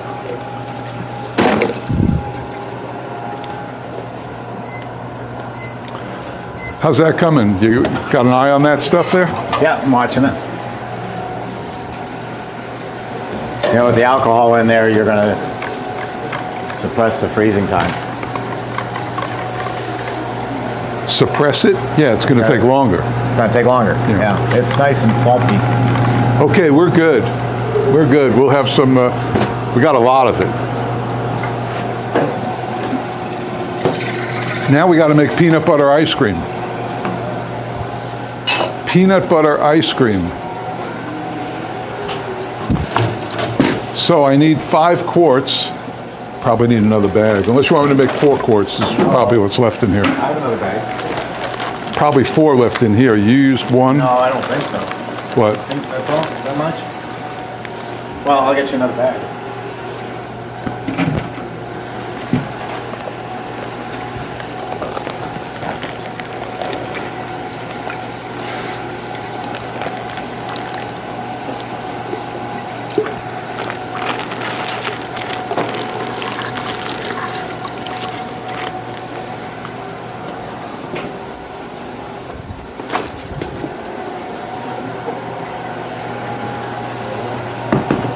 How much?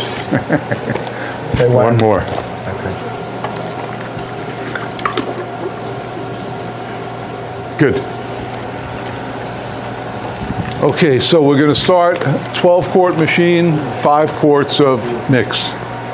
In a 24-quart, and by the way, the best machine that you can have in the whole world is the 24-quart. One of the reasons is the bladders come in 10-quart bags, and that's exactly 1 batch.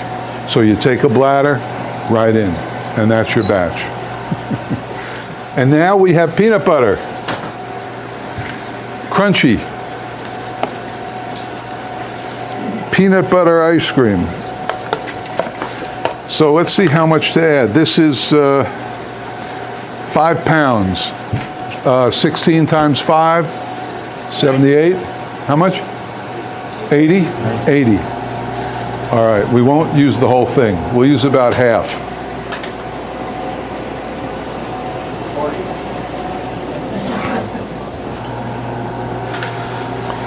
About 40. You don't have a super drill mixer, do you? Yeah, I do. Where is it? I'm just going to like a little longer. Whoa. Too tart? It's a little tart, but I like it. Okay. It's refreshing. That's Italian ices, right? Yes. Oh, an immersion, yeah. Oh, that'll work. Yeah, you said you liked this one.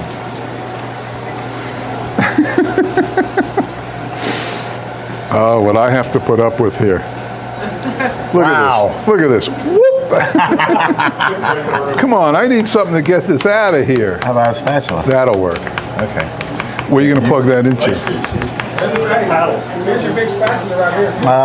I think we're going to do it over here. Okay, that'll be fine. Right here in front of the coffee pot.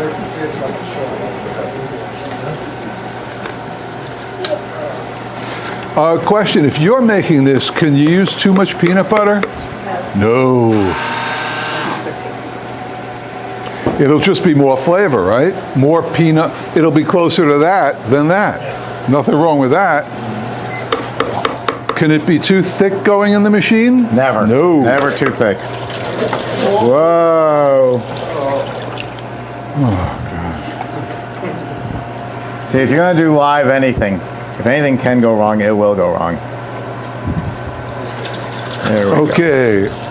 It's almost the whole. There we go. Glad I'm not cleaning this up tonight. Okay. Now we're going to immersion blenderize it.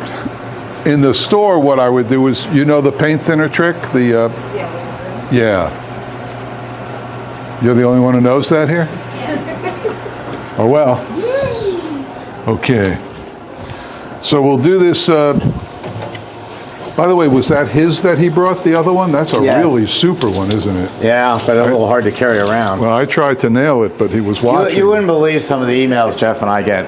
We've had people complain because he took his paint mixer and his electric drill to mix things up.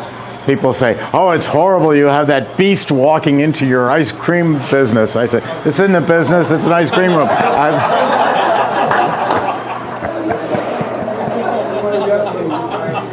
Never mind. Never mind.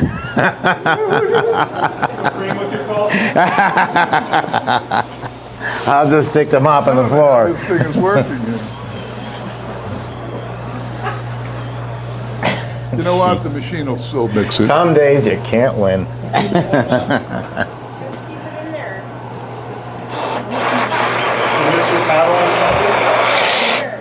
thought you were gonna bring the drill so we can see it in action.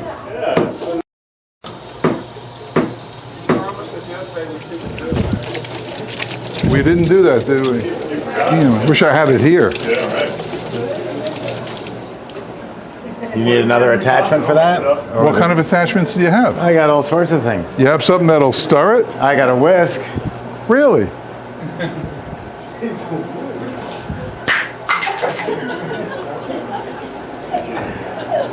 Let me stop by the sanitizing station. Oh, that'll be good. Oh, you don't have to worry about that. I know, but there's people watching. How do you release this? How do you release this? Twist it. Oh, sure, me, right? No, yeah, that's good. That's it? Yeah.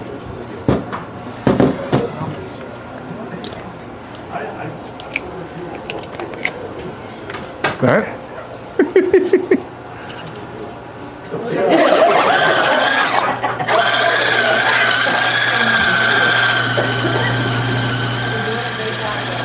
Oh, that's ready.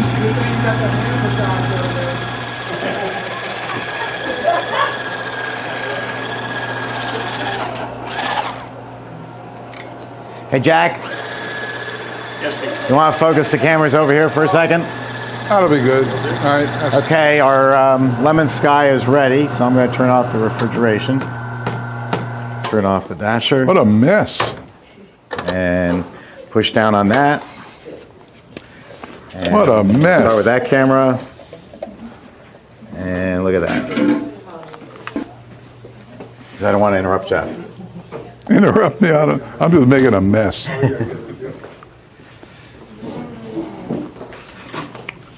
How come there's ice cream and peanut butter all over my coffee pot?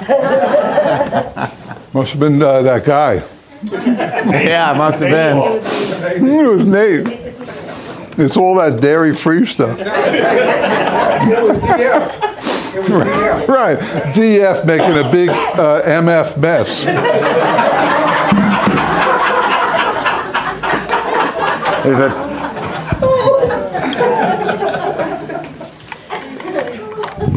Okay, we're good. Come on up and have some of this. Come on up and grab this. There is alcohol in this. Warning, there's alcohol in this.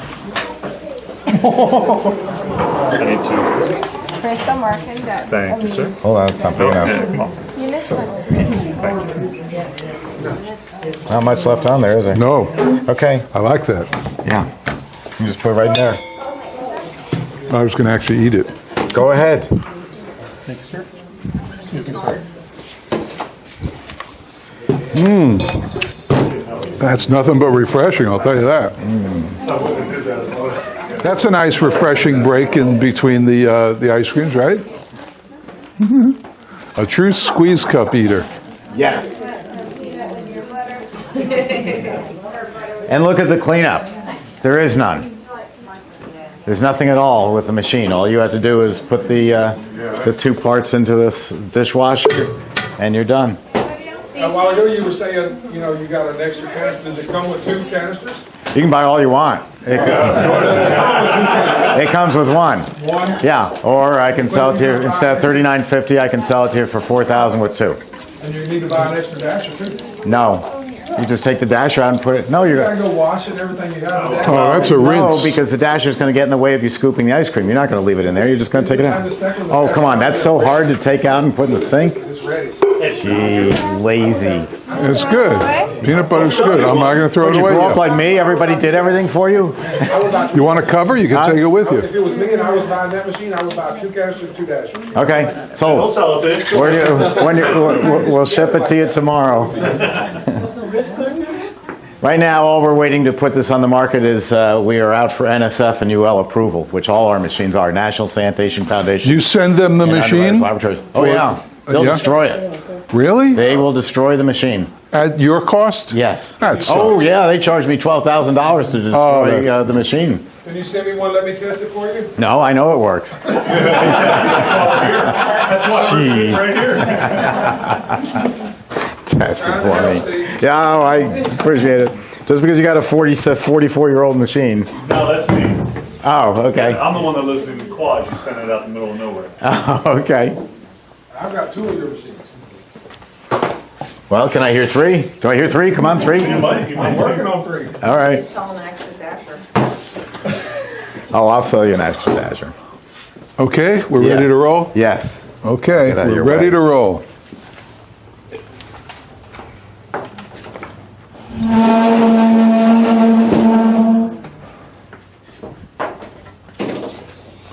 You know, if he had to buy one of these, he'd keep it clean. Yeah. You know? I mean, you're all going to spend a lot of money buying your machine. You're going to make sure you have a bucket under here, a towel on the shelf. You're going to keep it clean in between uses. You know, that's just the deal. You don't pay for them, so Mine looks like a new car all the time. absolutely. And how's mine look? Mine looks good. Okay, we ready? We put the peanut butter mixture in here. I put something extra in. Anybody catch it? No, what? Okay. No, I didn't put vanilla Yeah, in. my vanilla. Yeah, let's stuff. use, where's that vanilla? Let's use some vanilla. Where is it? Right here. Yeah. At least 4 hours. Use mine? Your vanilla. $600. Start selling that on the black market. Yeah. All right, we'll use some vanilla. You're using your stuff. $60 Yeah, can't you see a new episode of Breaking Bad starring Jeff selling vanilla? Hey, you were a high school teacher, weren't you? I saw what you put in there. You did? Cocoa. Yeah. Yeah, it was just all puffing up. Normally I put some Ghirardelli chocolate powder in with peanut butter products because it makes it, it smooths it a little bit, but I didn't have any, so I used cocoa. Just a few spoonfuls.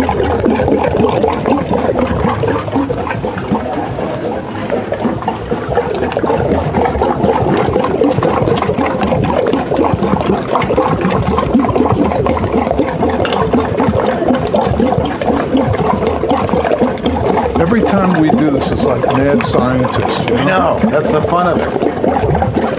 We have fun making product. All those Italian people, they look like they're not having any fun. All right. No, use yours. Oh, look at Everybody that. prefers it. So, any questions about peanut butter and jelly ice cream? No. Any questions about anything? Yeah, you're No. going to turn on the refrigeration? Yeah. Yeah, mix the peanut butter up. Said he was using it to mix the peanut butter up. Yeah, but you don't need to because for the first 4 minutes, nothing's really happening in there. So you're not getting a lot. You are getting freezing, but it's not affecting it. What else are you making?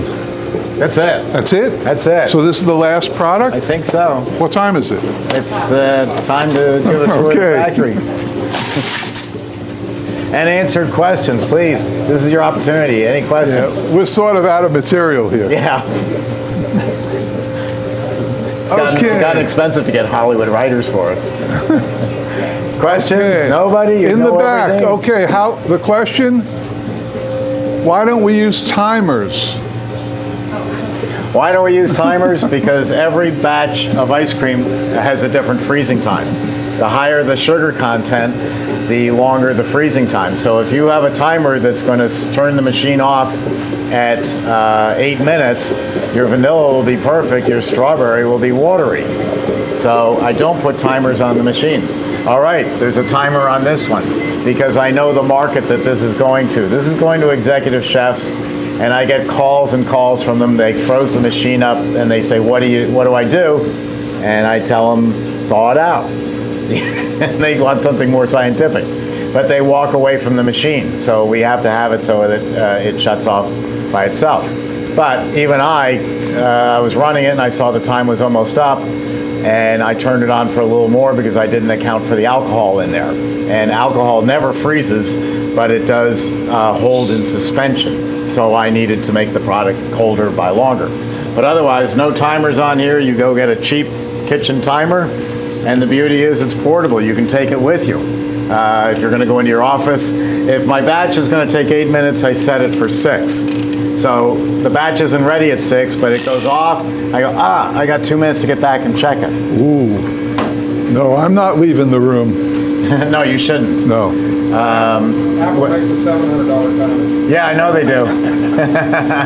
No, I stay in the room where the machine is running. I don't want any problems. I agree. You tell your employees, I'm in here to make ice cream for the next 3 hours. Go away. I love you. Go away.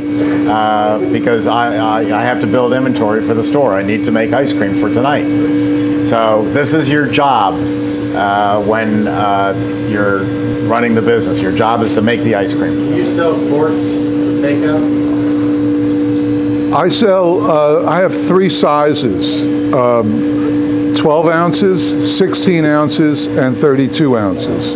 The 12 ounces we serve as 16 by the time the girls fill it up. Understand this, when you have employees, when you serve the ice cream, it'll be 12 ounces. When your employees serve the ice cream, it'll be 16 ounces because they're dealing one-on-one with the customer, and all they care about is pleasing that customer. So they want to give them a lot of ice cream. Sometimes my eyes fall out of my head how much ice cream they're giving them. But so what? The 16 ounce comes to about 21 ounces, and the 32 ounce goes more than that. However, if they're getting them to go, we don't have pre-made takeout. Everything's fresh packed. Yeah, I don't want labeling. But everything's fresh packed, so somebody wants a quart, the girls will just pack the quart. And I don't use dome lids on my ice cream. I use flat lids on my ice cream. It's just smarter to do that, because that way when they get a 12 ounce to go, how many ounces are they getting? 12 ounces. When they eat it in, they're getting 16. So to go is fine. And we don't sell gallons to go because it's too expensive. A real quick one, if you think about it, there's 128 ounces in a gallon. In my machine, 1 bag of mix, which costs say $25. It's really $22.50, but say $25. That's in the machine. And then the products, let's say we were making what we're making right now. So the peanut butter cost you $6, $7 for that big tub. You're adding that. The jellies and jams, another $4. So you're at $10 worth of goods. $10 plus $25, $35. $35 is going to net me 6 gallons. 6 gallons, each gallon is 128 ounces. You're going to average 10 servings per gallon. So my price is $6. So $60 times 6 is $360. This is the good part. Times 6 is $360 is what I'm grossing on it. My cost is $35. So you can quickly see that there's some profit going on there. Of course, that's single net. That's not rent, electric, water, employees, insurance, paper goods, spoons, all that stuff. But as single net, that's unheard of in the world. Unheard of. If you carry it out to triple net, you're still way in the profit column. So when you combine that with how much fun this business is and how you can be the king, it's great. It's good to be the king. So how would you go about labeling? So you use all these different products. Do these companies like Green Mountain send you It's very easy. All you have to do is, well, you don't have to label everything. You didn't have to. I think they're changing. You only have to label for resale. For resale, yeah. You're not selling for resale unless you wholesale to supermarkets. So if you take out a pint, even if it's prepackaged at the machine, you don't have to label it. No. You're direct to consumer. You're not reselling. If a grocery store wanted to sell your ice cream in their freezer to the public, you would have to label it. But you don't have to, which makes no sense, right? It makes no sense. But that's the way it is. Also, most labels will say milk, cream, sugar, skim milk, natural and artificial flavorings. Yeah. That's how you cover the whole gambit there, instead of a label for vanilla. The law used to be that you didn't have to label unless you never have to do nutrition labeling. Nutrition labeling is only if you want to make a claim. If you eat this, it's going to make you 10 years younger. If you eat this, it's going to make you prettier. Those are claims on the product. But the thing is, we've gotten so used to reading labels that we just, as a matter of course, pick them up and read them. So everybody does do nutrition labeling. Question over here. I wouldn't do it. Yeah. When do you add your what? Additives. What additives? Add in flavor like chocolate chips, peanuts. Everything goes in. No, I'm not interested in what the stuff looks like. Most of our ice creams are beige. When you make homemade ice cream, if you don't start adding in all those colors, most of it is beige. I'm not talking about colors, I'm talking about peanuts. I do it completely different. Of course I do. Jeff and I don't agree on anything, except he's now a conservative. It's funny, he used to be a liberal, and then he became a millionaire. Now he's a conservative. Wonder how that works. If my batch, I got to talk quick because it's ready. If I was going to make Oreo cookie ice cream and I was going to use two bags of cookies, one bag in the machine, if I'm blindfolded, I taste it, yeah, that's Oreo cookie. For every particle of dairy, there's a particle of strawberry next to it. The bag goes in. Second bag, take each cookie, snap it between my thumbs, and as it's coming out like that, I'm shaking them in so I have identity. I can taste it's Oreo, but I can't see pieces. So in my ice cream, it's different from his, I can see pieces of Oreo cookie because I threw them in. So half in, half as it's coming out. One quick thing, if you're making butter pecan ice cream and you got a machine that's going to take whole pecans and break them into quarters, why spend the money for whole pecans? Buy pecan pieces, which are going to be quarters and they're going to stay quarters. Aren't they pecans? It depends on where you're from. I'm from Westchester County. So we say pecans. Down in the Bronx, we say pecans. Pecans. They're pecans. Or pecans. So you can't even agree on pecans. Okay, here's the ice cream. It's wildly peanut butter. And here's our stuff that we're going to add. You may laugh, but you're all going to be up here eating it.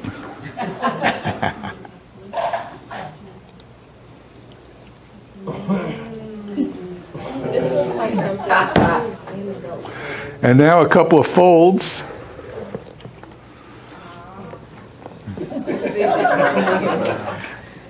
Can you imagine labeling with Jeff? What's in your ice cream? You mean today?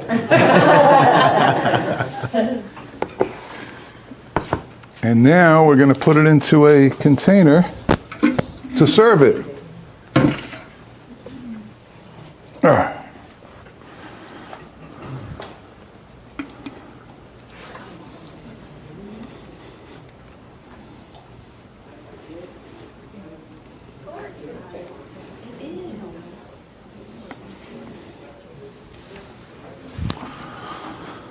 And we'll add a little more stuff on top. Wow, it's beautiful. It does. That looks perfect. And there it is. Peanut butter and jelly ice cream. Oh, you haven't tasted it yet. No. Those two want their picture with me. Okay, let's try it. Let's eat some ice cream. This is the last ice cream you're getting today. Make it last.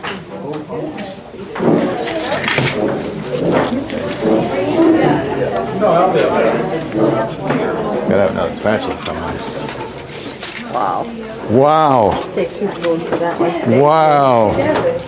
I'll be your spoon girl. Golly, that's a lot. Mom, please. Oh my gosh. What? No, what? Dripping, Oh, it's a lot? Okay, I'll give you less. I'll give you less. Here, get Oh, you here. can You do can less. have this one. There you go. Thank you, Rose.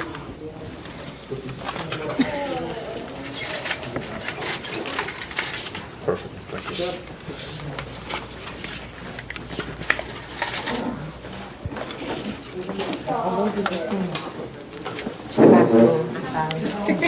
I know you were standing here spooning. I'm not spooning. You and Jeff, you too. She said, no, I didn't know you were up here spooning. I missed the time. I didn't know you were not here. Andy, come to the ice cream room, Andy. She said I was spooning. Oh, I heard. Really? That is hard. Oh, yeah. I gotta come by to Jeff again. I gotta make this next class. You do. I have it's so good. Next. Oh, that was fast, huh? Hang on. Let's add on. Oh, he's wonderful. I'll be honest with you, Jeff. When I got your email from AOL, I thought it was spam. You thought what? I thought it was like Fan mail. AOL sending me a message. This is almost peanut butter. Oh, sorry. Thank you.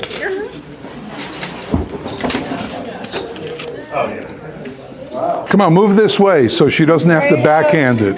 I got your spoons over here. Another one, please.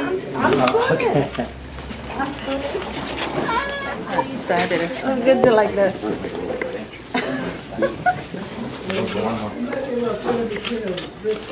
Hey, you don't have a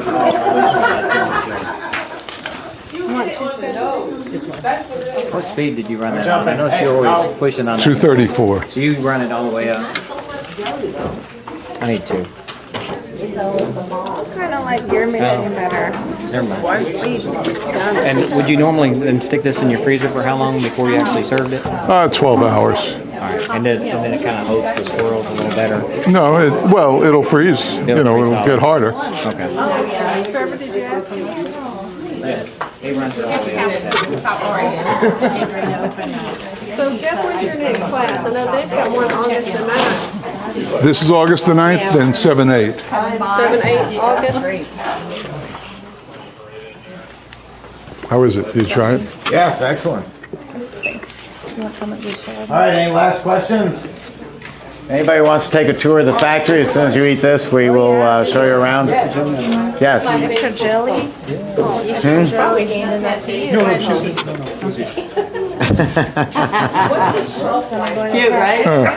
Of Italian ice, it depends on the temperature you freeze it at. You put it in your regular 6 to 10, or that was a so you freeze it 0 to 16. Yeah, 16 is serving, and without any chemicals in it, it's 3 to 4 days. The Italian ice business is the one business where you're weather dependent. Today's Wednesday, so you start looking to see what Saturday is going to look like, and you determine how much ice you should make. And then if you take the ice and freeze it in a chest freezer down to 0 or 10 below, you couldn't scoop it with a hammer and chisel. But it'll preserve beautifully without any chemicals. So you leave it there. Friday night, you say, okay, Saturday's going to be great. Let's pull out 6 tubs of lemon ice. Tastes and like put a them into peanut our butter and jelly serving sandwich. freezer. What? If it's going to rain, then you just leave it in there. So At the 10 degrees below, how long do you think? I've kept it 6 months.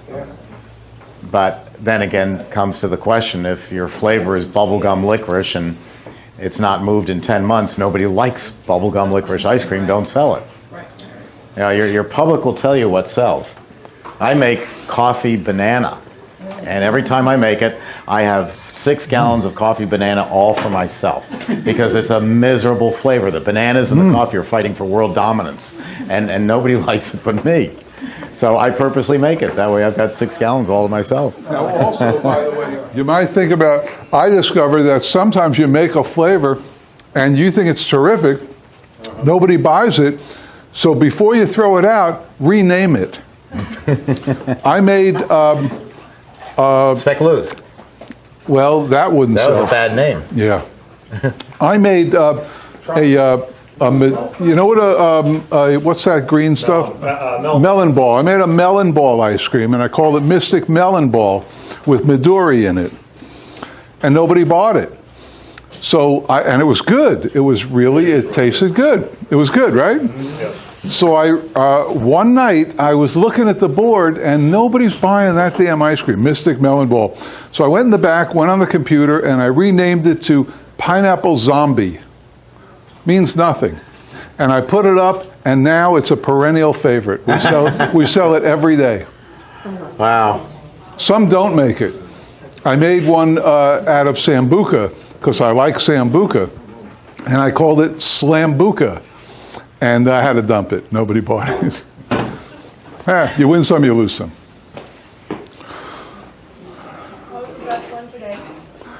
You like that? I thought it tasted pretty good, actually. It tastes like peanut butter and jelly. I personally thought the chocolate ice was the best one today. I made it. You don't want to vote now, do you? You don't want them to vote now, do you? No, we're not taking votes. A little more sugar and it tastes much good. Yeah. What about for location? What would we focus on for location? Location for your store? Yeah, Means nothing. Plaza. Means nothing. Means nothing? Nope, doesn't mean Once again, I anything. disagree with him. I am looking for upwardly mobile families. I'd rather sell to a family with 4 children than Yes, just an individual. you'd rather, but would you sacrifice strapping yourself with rent? I could have been in a public shopping center Which I wouldn't go for into. $3,400 a month. Yeah, and I wouldn't go into it. Well, any big shopping center with an anchor is going to cost you $3,000 for 1,200 square feet. I want to stick to the ma and pa theme. I don't want to be in an anchor store of anything. I don't want to be in any kind of shopping center.